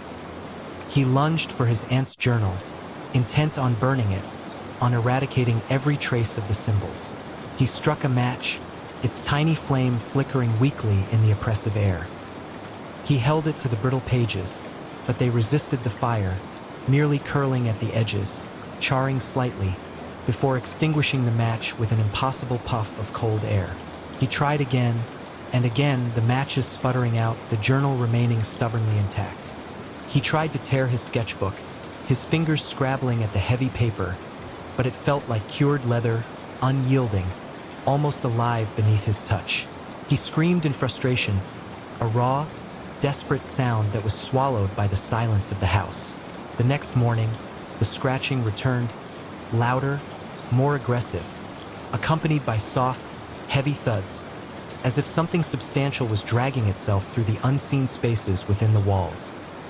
Elias found fresh claw marks on the inside of his bedroom door, thin, deep gouges in the old wood, as if something had tried to get out or in. The metallic scent was stronger now, mixed with something else, something fetid and ancient. He didn't wait.